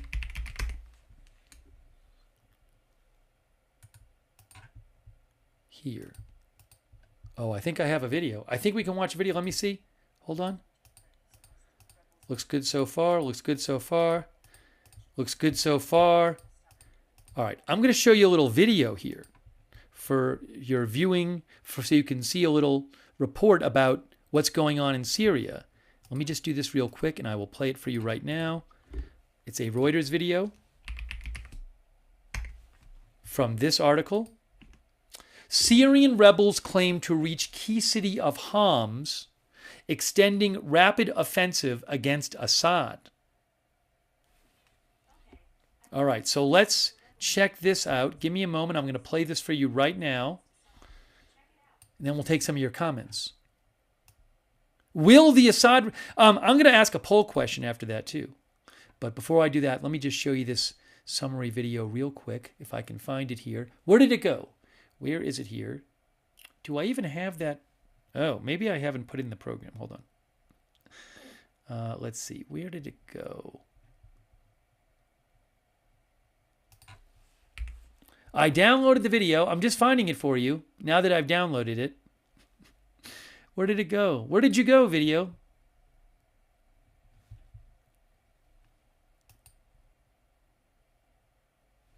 I'm seeing it there. All right, hold on. It's right there. It's right there. All right, I'm going to try to play it right now. I got it. Okay, here is the Reuters video from that article. Let's watch this video from Reuters. It's not long, but give you a little summary of what's going on there. If I can fit it all on the screen. Here we go. Here's the video right now.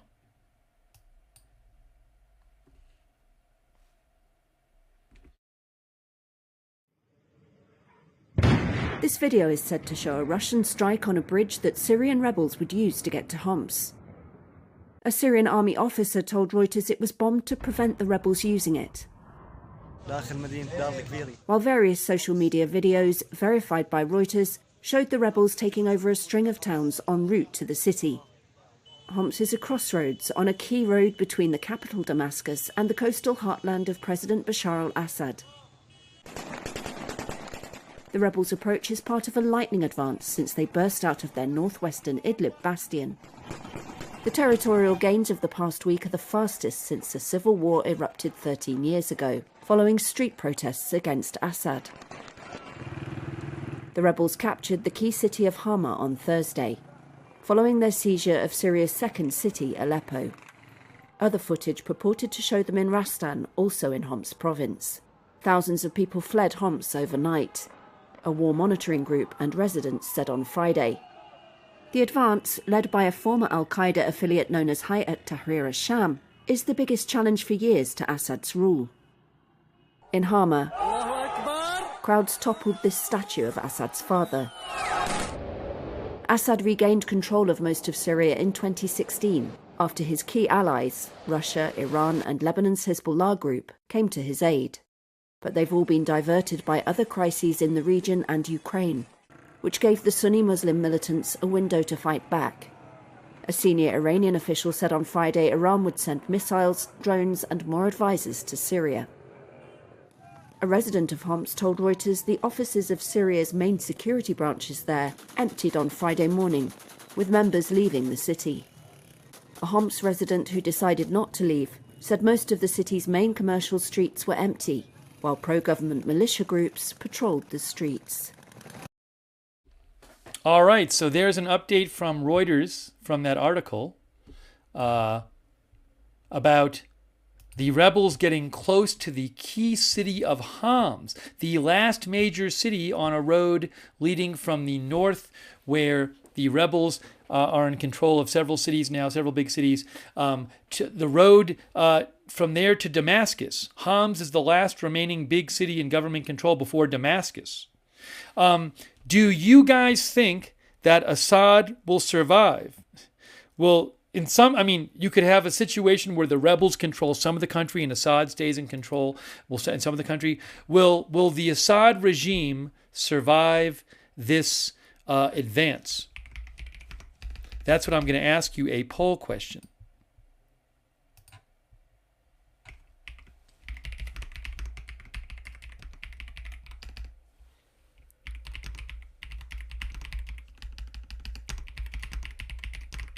Well, hold on. I'm going to ask you in the chat, and then you can vote on it. Let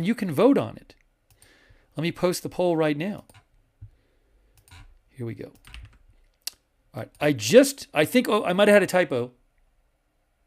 Yeah, there's a typo, but you can still see what it says anyway. I made a typo in the YouTube poll. Let me post it on Twitch and see what you guys have to say. But this has all been happening very fast. Hang on a moment. Let me post it over there on Twitch for them. One moment, please.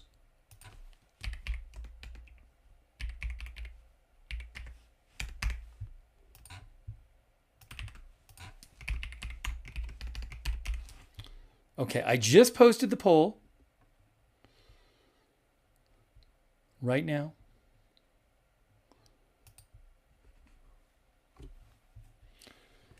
Okay, so over on YouTube, the current poll result on YouTube from this poll is, I'm going to show you.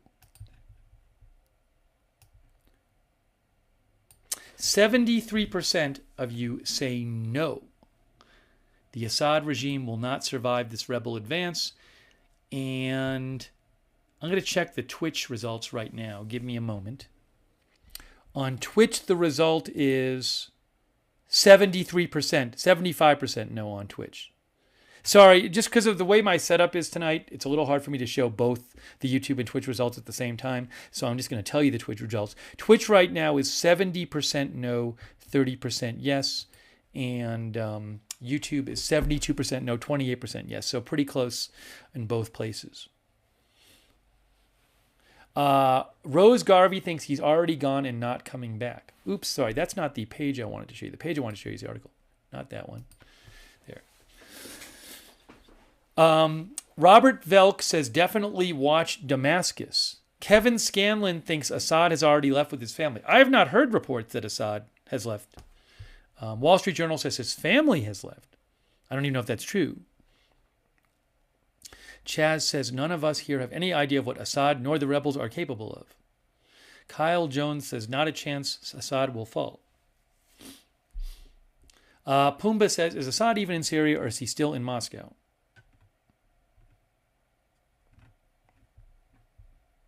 Trav says, I voted no.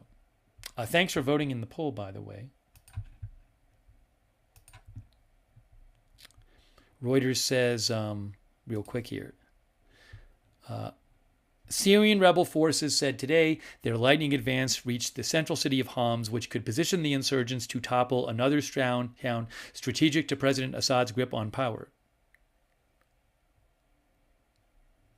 HTS, the Islamist group, a former al-Qaeda affiliate now known as HTS, Hayat Tahrir al-Sham, made a last call on forces loyal to the Assad government in Homs to defect.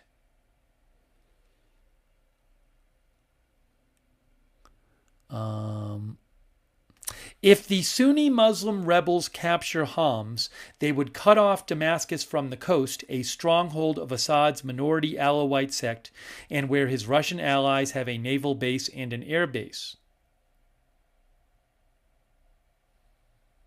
A Syrian army source said any rebel push from the north of Homs would face Iran-backed Hezbollah forces who were positioned to bolster government defenses. Is that really true? I don't know.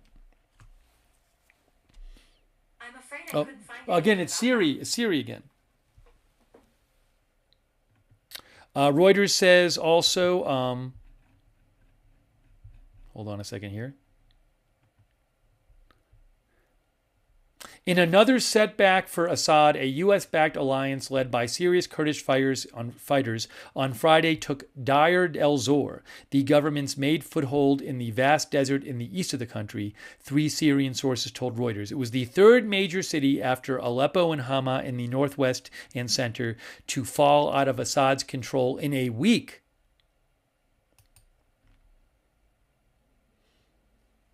In the southern Dara province, Syrian local fighters and former rebels overran one of the main army bases, known as Liwa 52, near Herak town, as fighting spread to the border with Jordan.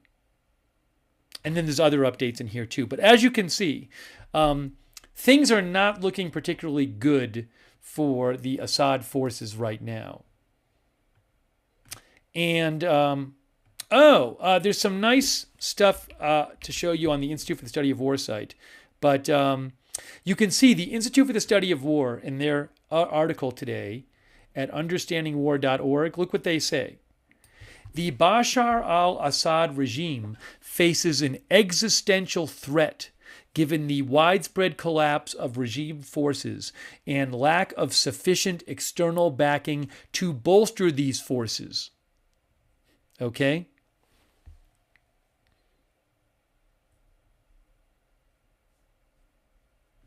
One source close to the Kremlin, for example, told Bloomberg that unless Assad's forces manage to form a defensive line, a scenario that is becoming increasingly less likely as more and more Syrian regime units break, Russia will not save Assad. I'm going to post a link to this article. Nathan C. says when they get to Damascus, everything changes. If you want to read the article in Institute for the Study of War. Adriana says just words. Yes, I'm still in Mexico City, so the broadcast looks and sounds a bit different than it normally would. I appreciate your patience with that and understanding. April Coco says, doesn't he have poison gas? I don't know if the Assad regime currently has chemical weapons and is prepared to use them. I don't know if they would use them if they had them and they thought it wouldn't really make a big difference. It could just produce a lot of negatives for them without really affecting the things in the grand scheme of things.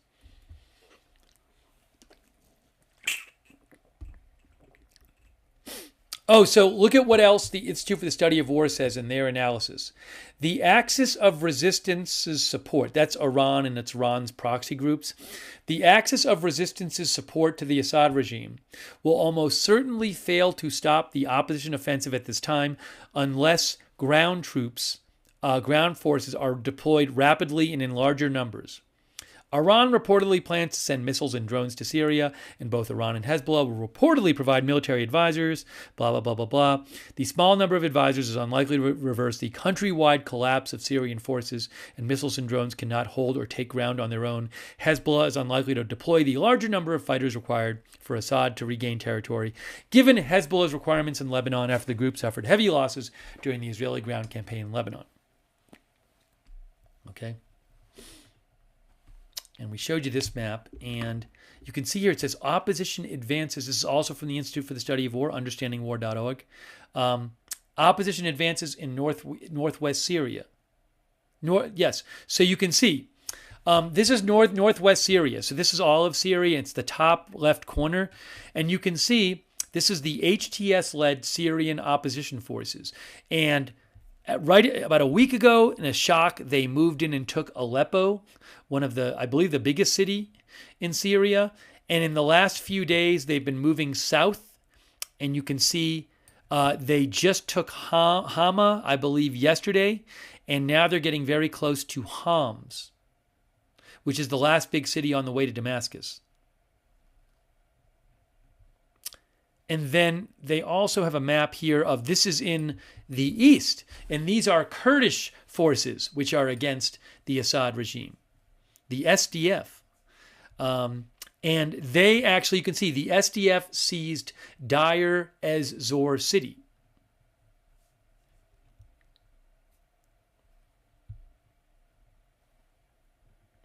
And then in southwest Syria, in the southwest of Syria, oops, let me throw this up there. These are nice maps. I'm going to post a link to this again.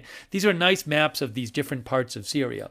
Local opposition groups in southwestern Syria have rapidly seized towns across Daraa province and Suwaida province south of Damascus. So, again, I will post this. There's some really nice maps and analysis here, and I'm going to post this link again for you guys if you want to check it out yourself. You can go over it in detail and look at the maps in detail and see their analysis. It's a nice page there, nice article from Institute for the Study of War. So I just posted the link in the chat, understandingwar.org. This is also interesting. Russian forces have not yet evacuated the Russian naval base in Tartus, Syria, as of December 6th, but it remains unclear whether Russia will keep its vessels at the port as Syrian rebels continue to advance swiftly across regime-held territory.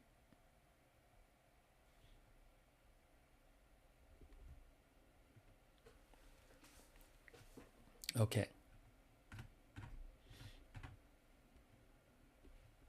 Let me take some more comments from you guys on this.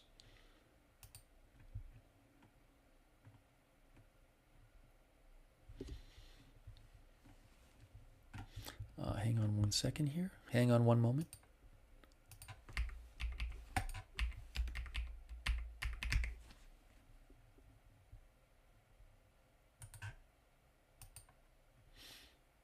Oh, I have a little more analysis too. That's interesting. Oh. I should show you this.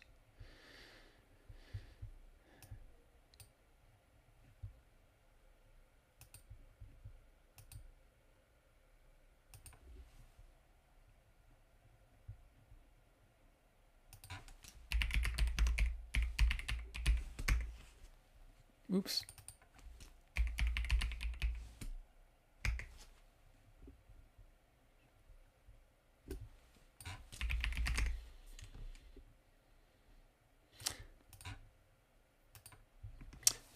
No, not that one. There's a different one I want. Here's this one. Why capture of Syrian city Homs could be key moment in rebel offensive. That's from the Washington Post.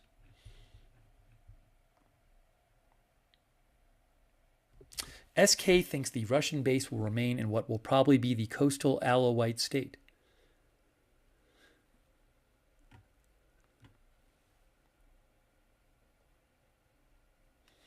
Wells Lee thinks if the rebels find the chemical weapons first, they may use them. I don't think there's look, you really face international condemnation if you use chemical weapons. So I don't think if the rebels, there's no sign that the rebels would need to are facing serious opposition at the moment. So using chemical weapons would seem to present a giant negative without a lot of positive to me. For either side, to be honest.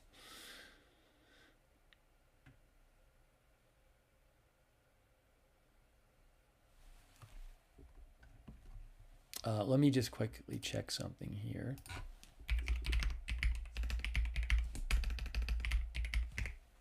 Thanks, Anak123, for being a member.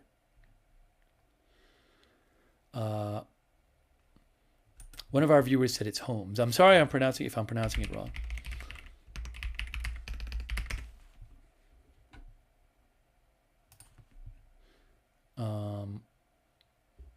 Hold on a second here.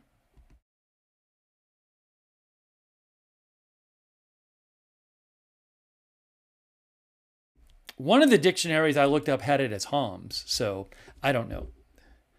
I don't know how it's pronounced in Arabic.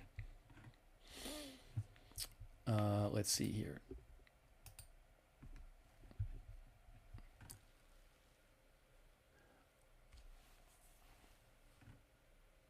I hope nobody used chemical weapons. Let's see here. Kyle Jones thinks he's going to use chemical weapons. Hey, thanks, Don Coe, for watching over there on Twitch. Hey, quick thanks to Shaf. Shaf gave a bunch of people gift memberships. That's really nice of Shaf. Thank you, Shaf. Also, thanks to Nelson Carter. Nelson says Israel destroyed some known chemical weapon stocks when Assad's forces collapsed and retreated. Is this true? Where are you hearing this, Nelson Carter?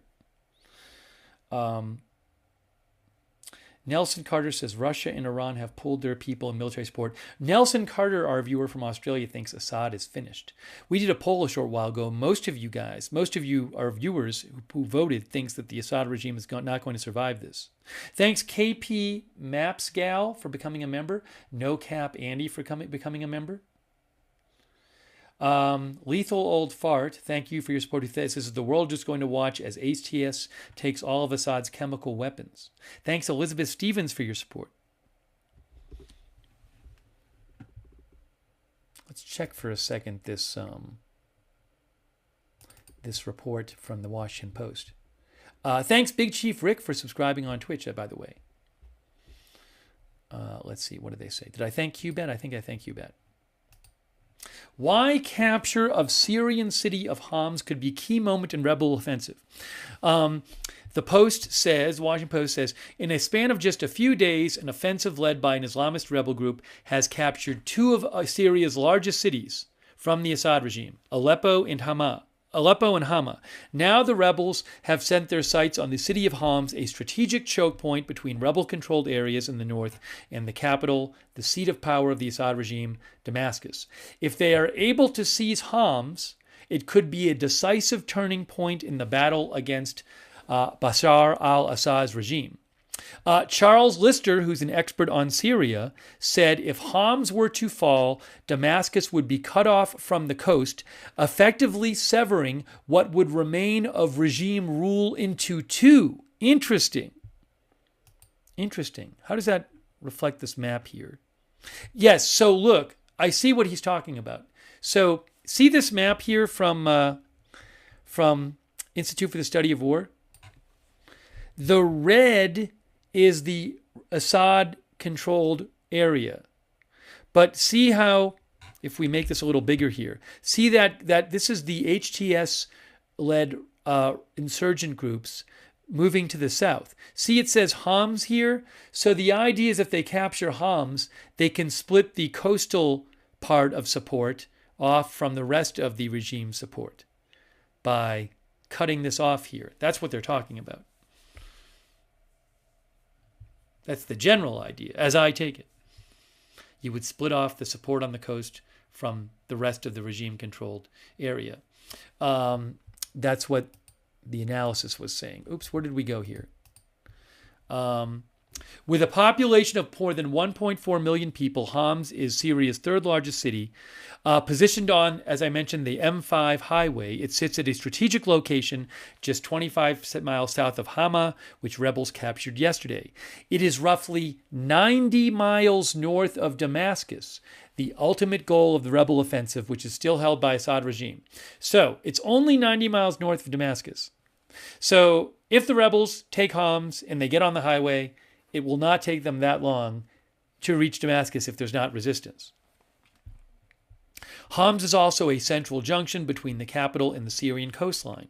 That coastal area is a stronghold of Syria's Alawite community, a minority offshoot of Shiite Islam that has traditionally been the Assad political dynasty's base of power. The Assad family is Alawite. The coast is also home to a Russian naval base in Tartus, with a Russian air base in Hamimim farther north. Russia and its military have supported Assad's regime. Capturing Homs would be a significant success in the lightning offensive led by the Islamist group HTS, helping to further hasten its rapid advance toward Damascus and protect its gains in the north. Wow. This is interesting. Some people have been asking, why now and why so fast? The rapid advance stems from rural towns near Hama moving to abandon the regime without fighting, said the Institute for the Study of War in an update Thursday. This trend may help HTS-aligned forces approach Homs within the next day without being slowed down by fighting through country villages, it said.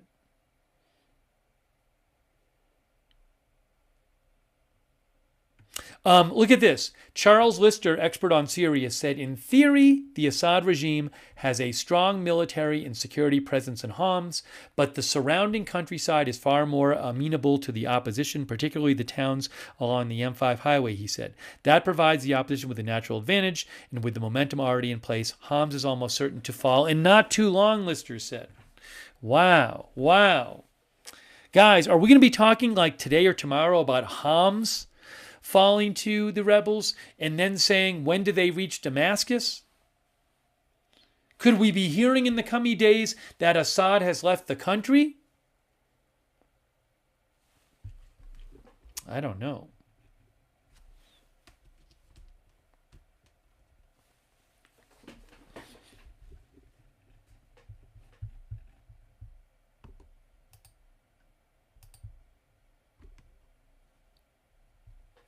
They also have an article in Washington Post. Rebel advance in Syria threatens to unravel Putin's previous triumph.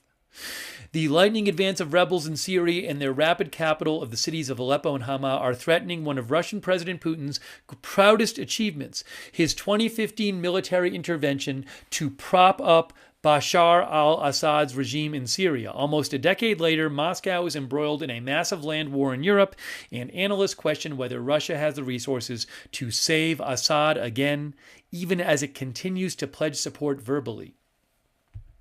At risk here is not just Russia's prestige, but its prized military foothold in the eastern Mediterranean region, the naval base of Tartus, and farther north, the Hamimim Air Base, both with 49-year leases received after Russia's regime-saving intervention. Could they lose those bases?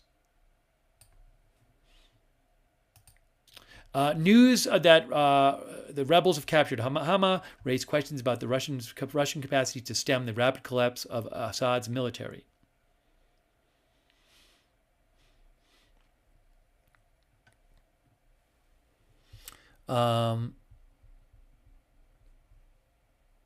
Interesting. This is very interesting. It says, the Russian bases in Syria on the coast not only help protect Assad's regime, but have also allowed Moscow to project its military power in the eastern Mediterranean and to claim a role as a world power with vital regional interests challenging American supremacy. But Moscow has had its hands full with the war on Ukraine.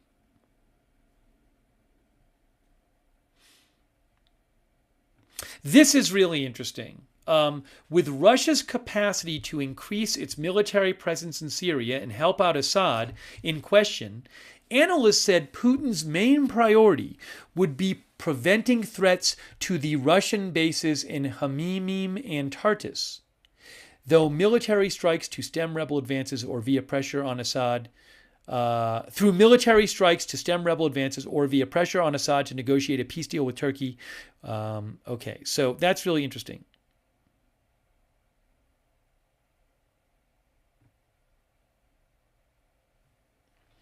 Also, expert Charles Lister says that even in the war in Ukraine, Moscow never scaled its military presence in Syria back down. But what has changed is the strength of the Iranian-backed forces in Syria, especially Hezbollah, which has been weakened by Israeli attacks in recent months and could no longer provide the necessary support to Assad's own army. We talked about that earlier as well.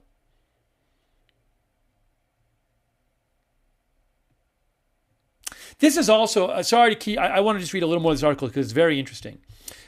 Check this out as well.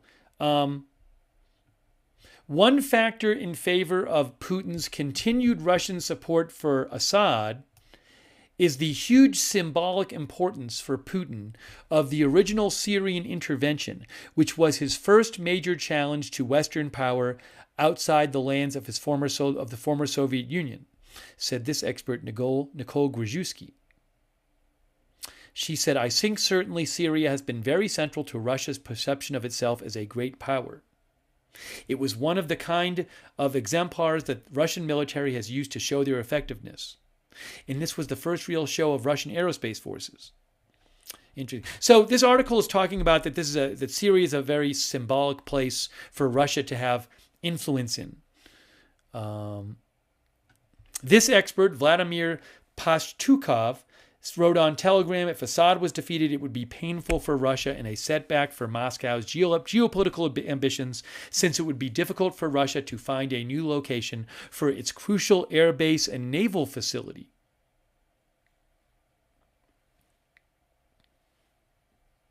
Very interesting.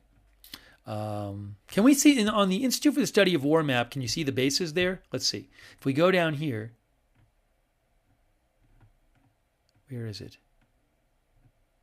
No, I don't think you see it there. Do you? I thought there was a map where we could see it. No, I'm not seeing it on the map. Oh, yeah, you can see Tartus. That's where one Russian base is in Tartus there on the coast. So another interesting question is what happens to these two important Russian bases on the western coast of Syria? In Tartus and, is it Mihamim or something? Wow. Yeah, Don Coe, I thought that was some really interesting analysis in that article. I agree with you. Let's see. D-String thinks Russia and Iran abandoned their support for Assad. This is the Institute for the Study of War article again, understandingwar.org, where I have this map from. I know I've posted before. I'm going to post the link one more time because I think it's a good article and a good map. So I want you guys to be able to see it if you want. Link to the map coming up in the chat.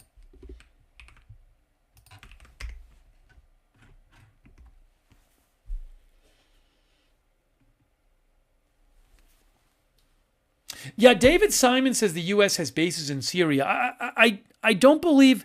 Well, I believe they have a base in southern Syria here, Al-Tanf, or they have soldiers here. I don't know how big a base it is. And doesn't the U.S. have a base in northeastern Syria where the Kurds are? I'm not sure about that. I believe they have, U.S. has troop presence both in southern and northeastern Syria, I believe. Maybe they have, Jackson believes they have many bases. I'm not sure how many U.S. forces are in Syria right now.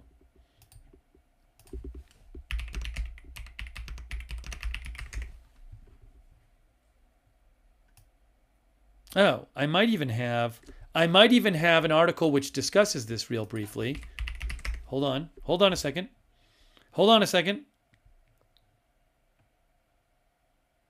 Do I have it? Hold on.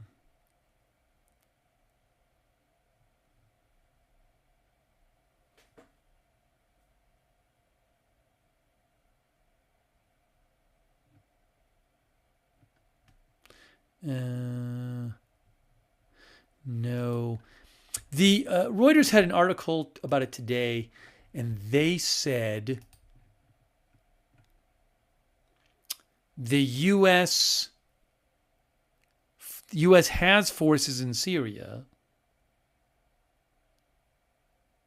They claimed, Reuters claims about 900 U.S. troops are in the country, mostly in the northeast.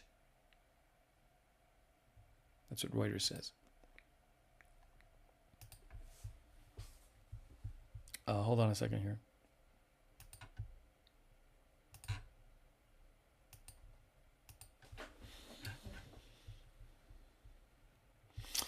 JS thinks if the rebels take over the Russian base, Russia will respond with nukes.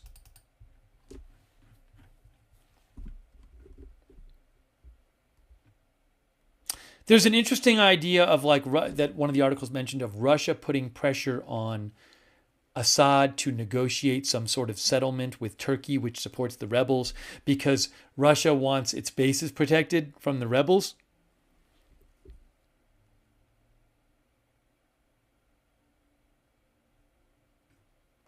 So that whole aspect of Russia having those bases, which are really important to it in the western part of Syria, is really interesting.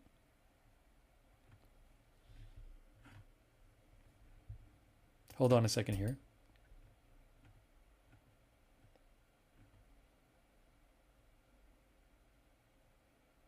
Oh, I think there's an update maybe in the New York Times about what's going on in Syria. Give me 1 second. The New York Times reports that Iran begins to evacuate military officials and personnel from Syria. So the New York Times is reporting today that Iran today, Friday, began to evacuate its military commanders and personnel from Syria in a sign of their inability to help keep Assad in power. Okay? So that's the New York Times is claiming that.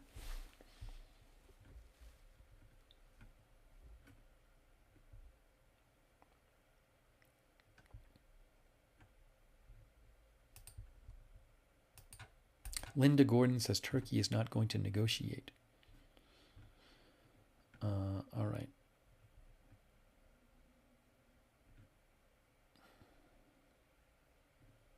Oh, Josh Tompkins mentioned that article too. Thanks, Josh. All right, so I think a big thing to watch, and look, right now, Syria time, I think it might be daytime there. Syria time.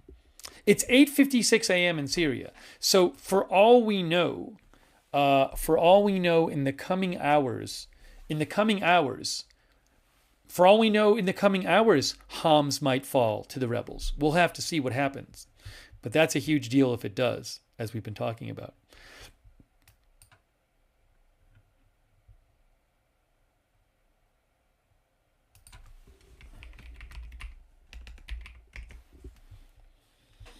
All right, so we'll keep you updated on what's going on in Syria. Maybe we'll go back for a little bit and talk a little bit more about the New York story at the end of the stream.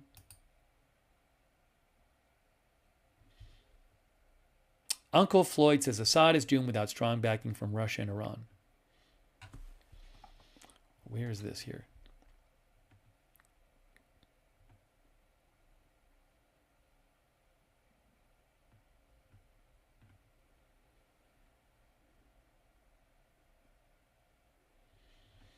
Yeah, so again, we might do a whole other. If more big developments in Syria happen, we'll cover it. Okay, maybe we'll do a little more New York talk because I know some people had some more comments on that. We did a whole segment at the start of the whole first part of this stream was on the New York situation with the missing shooting suspect, the man who is believed to have killed the UnitedHealth CEO in front of the Midtown Manhattan Hilton Hotel on Monday morning and fled first on foot, then on a bike into Central Park, then got out of Central Park around 80th Street and took a taxi north, several miles north to the bus station at the George Washington Bridge. And authorities are saying, the New York police is saying that they believe he got on a bus at the New York at the bus stop at the near the GW Bridge bus stop, and they believe he is no longer in the city.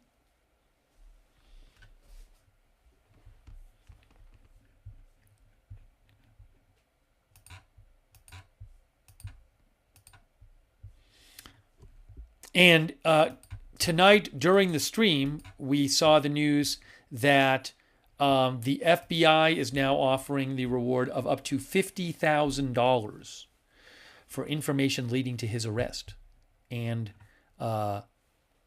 conviction. $50,000 it's increased to. Up to $50,000. Big Mama says some people think he's in California. This is 3 days now.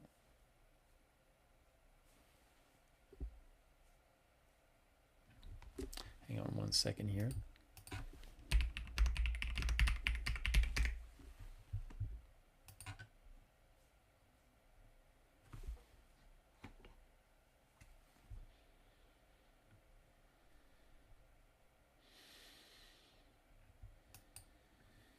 So one of our viewers in the chat mentioned that N12 News Israel has a current report at N12 News Israel. This is on Syria, where they claim that they say that, what is this?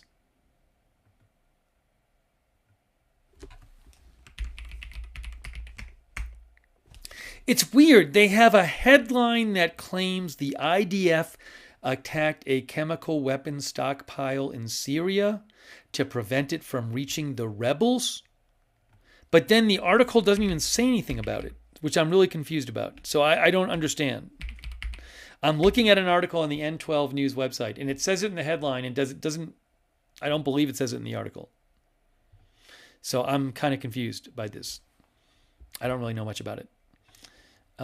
Anyways, you can check out the N12 website in Hebrew. Translate it if you like.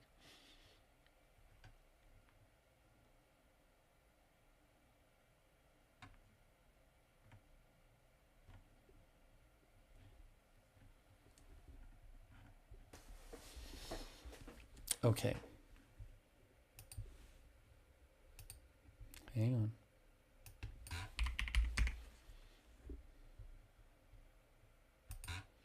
Yeah, here you can see this headline. Police believe gunman who killed insurance CEO has left New York City.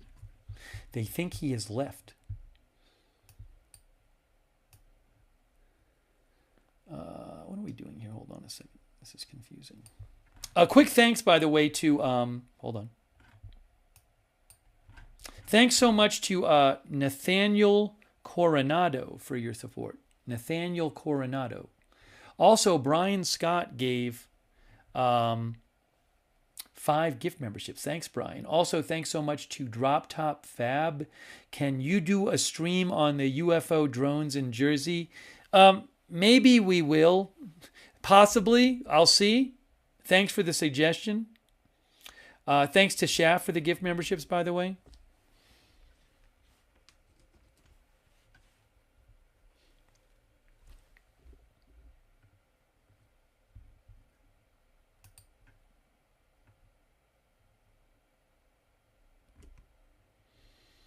Yeah, you can see here it says that the police commissioner of New York said in an interview with CNN today that authorities now believe the shooter has left New York City after a new video emerged showing him arriving at a bus terminal.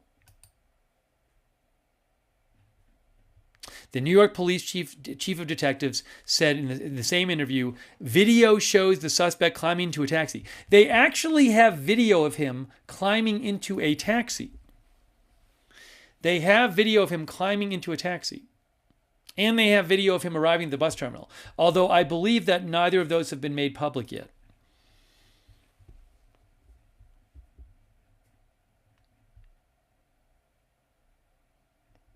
The expanded hunt comes after security experts, says Reuters, cautioned that the first 48 hours after such a crime are the best window of opportunity to catch a gunman, a time frame that is now passed. Philippe Rodriguez, a former NYPD police detective and an adjunct professor at John Jay College of Criminal Justice, said solving the case is like putting together a difficult jigsaw puzzle. You start from edges first and work your way in, but right now they might not have all the pieces, but the case is moving forward.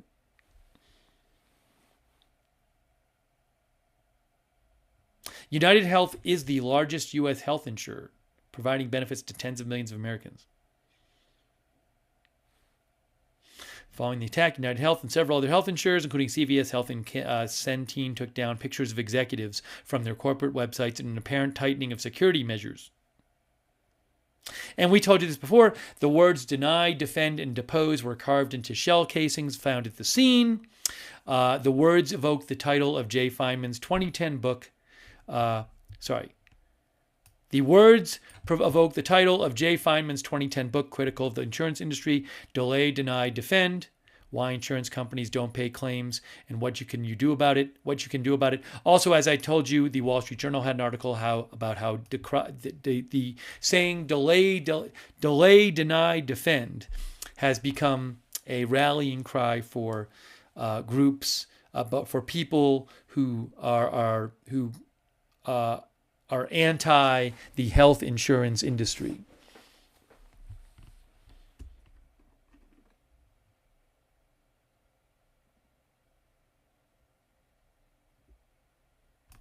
All right, so we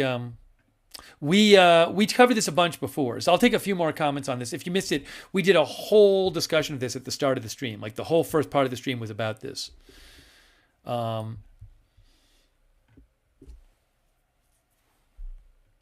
Candy Kane says he could be anywhere. I wonder if we'll get the video publicly released of him riding his bike into the Central Park and him getting into the subway car and him getting into a taxi and him going into the bus station. Will they release these videos?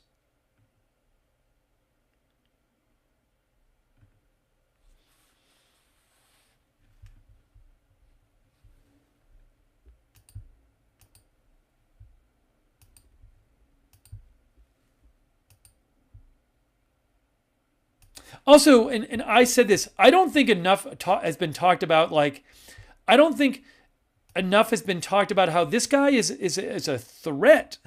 This is a presumably armed and dangerous person on the run. And if he targeted one person, who's to say he's not targeting somebody else? You know, I do feel like we sometimes cover like shootings where the shooter seems to be some deranged person, and it turns out they had some list of people, you know? And like, who knows this person, what else might be in their head? I'm really concerned that, I just don't want this person hurting anybody else. Frank Benlin says he is somewhere.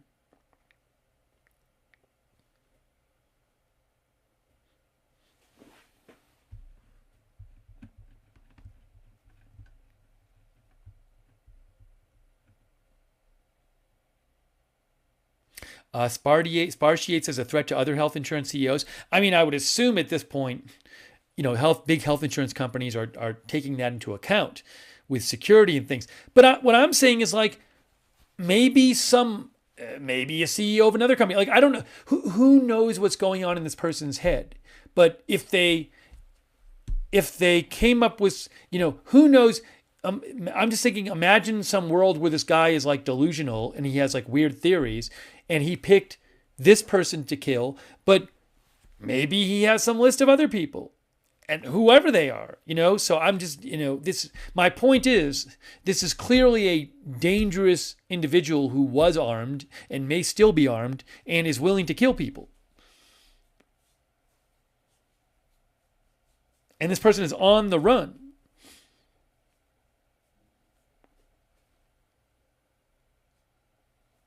Now, maybe it'll be the case that somebody sees these photos, and is like, hey, I haven't heard of some person I know, a family member or a friend, in several days. And my family member or friend I haven't heard from since the time this guy showed up in New York, So it's possible that somebody will recognize him and say, hey, oh, that sort of looks like some person who I haven't heard from in 2 weeks or something. Have they cleared the wife yet? The authorities have not gotten into the specific evidence they have and the specifics on their investigation in that kind of sense. And another thing we talked about that earlier, you can rewind and find this, but CNN had a guest on tonight who was I believe I think maybe the former head of the Maryland State Police, but a former Maryland police official who said that he raised the possibility that maybe, he said, there have been cases where people paid their own hitman. So he raised that possibility, and he said that he was very suspicious of this because the shooter happened to show up right before the CEO got there. And how did he know he was going to get there right at the time, which is like an hour and 20 minutes before the meeting? Why did he know where he was going to be at that time? Which is a good question. So Pre-Breakfast Banana said he looked like a professional. I mean, sometimes it turns out that there's some weird twist in these things, beyond what it seems. So, I mean, this is such a strange and scary case, but who knows where this is going. Wendy thinks he got his victim, meaning that was the person he was targeting.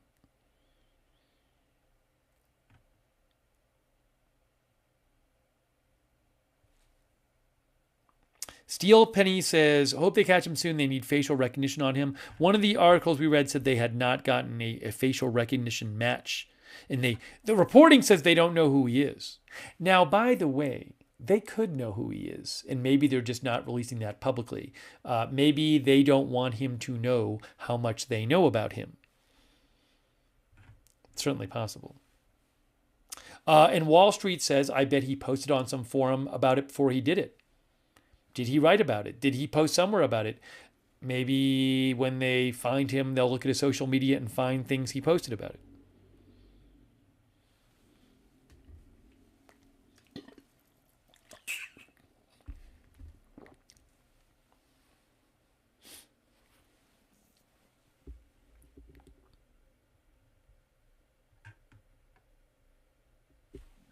Hang on a second here.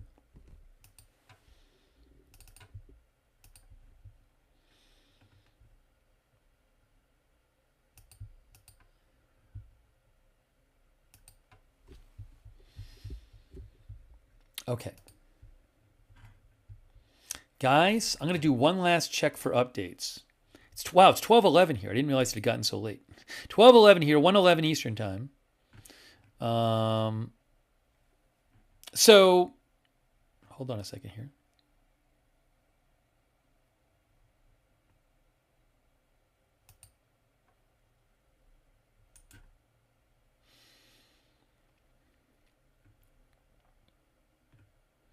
Yeah, I'm not seeing any big updates right at the moment.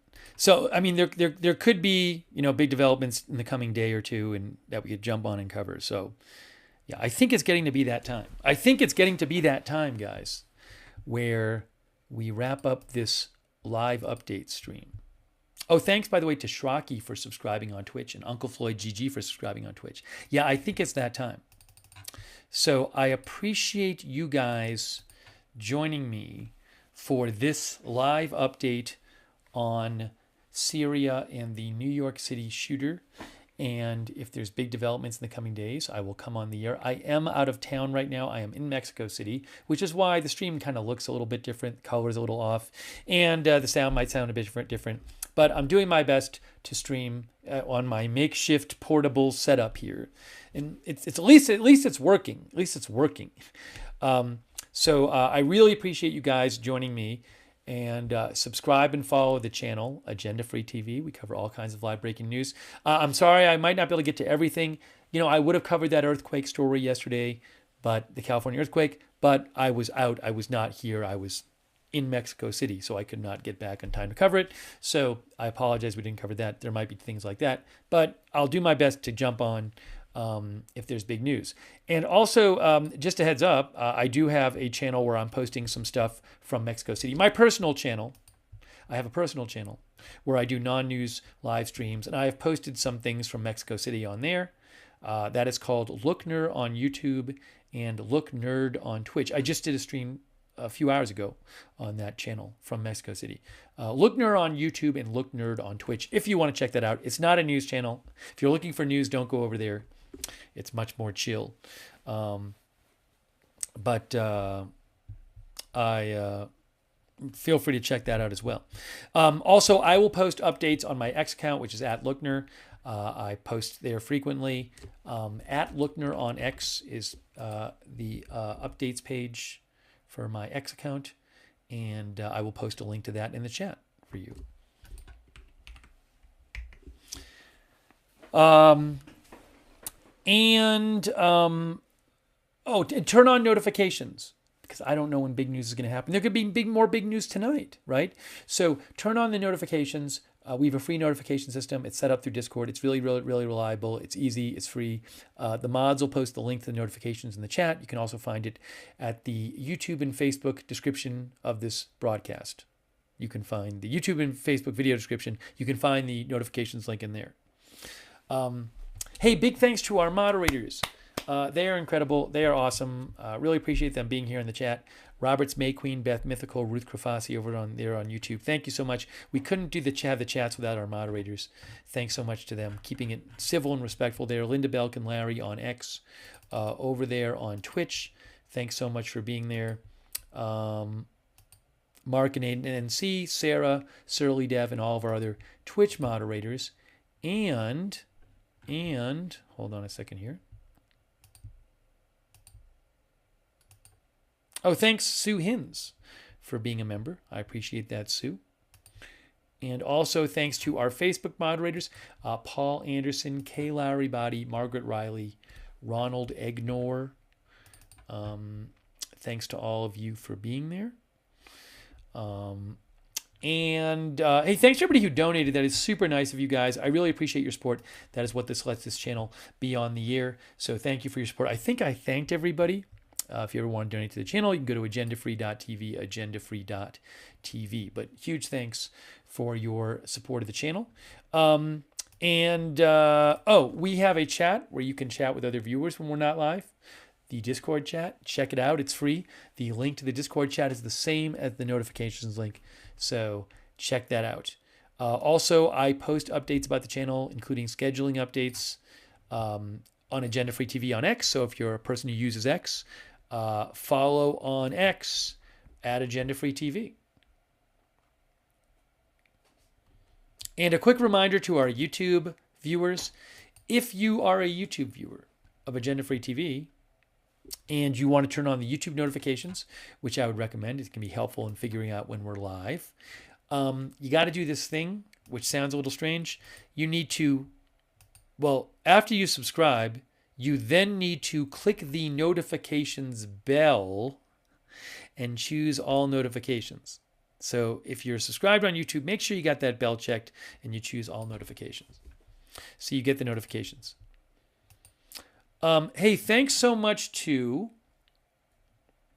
our Facebook subscribers, like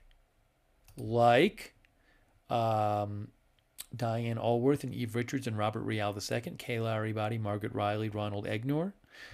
Thank you so much. Lou Green. Athena Gunlock. Thank you. Susan Priest Buchner. All of our other moderators over there. Thank you. Also our Twitch subscribers. Really appreciate your support. Wall Street and Shaggy. Gina Pina. Thanks, Gina Pina, for your note there. Barnail Meh, thanks for subscribing. Annie Cush, Uncle Floyd, Sandy Doggo. Thank you. And Big Chief Rick, Cubat, Omega Kind Scene, Ma Florida, Crazy in Kentucky, Devil Doc, Dead Zeds. Thanks for subscribing. And all of our other Twitch subscribers and our YouTube members, big shout out to you people like Leonette, Jen's Crunchy Vax, Teresa, Rick D, Jose Gonzalez, Dr. McRib, TJ Adams, Nira, Evie Shore, Raina Hood, Pam Accord, Barry, Samurai Conscious, AJ Kraus, Brandy, Dennis Van Amen, Abu Mohandis, TJ Adams, thanks for being members, Teresa, all of our other members there, and everybody else for watching. Empath Nurse, thanks for watching. Riri Patton, our member. Kimberly Barr, our member. Chasing Things, our member. John Griffith, our member. Albatross, thanks for watching. All of our Twitch viewers too, thank you for watching over there. Zambo33, thanks for watching. Blob Rorman. And a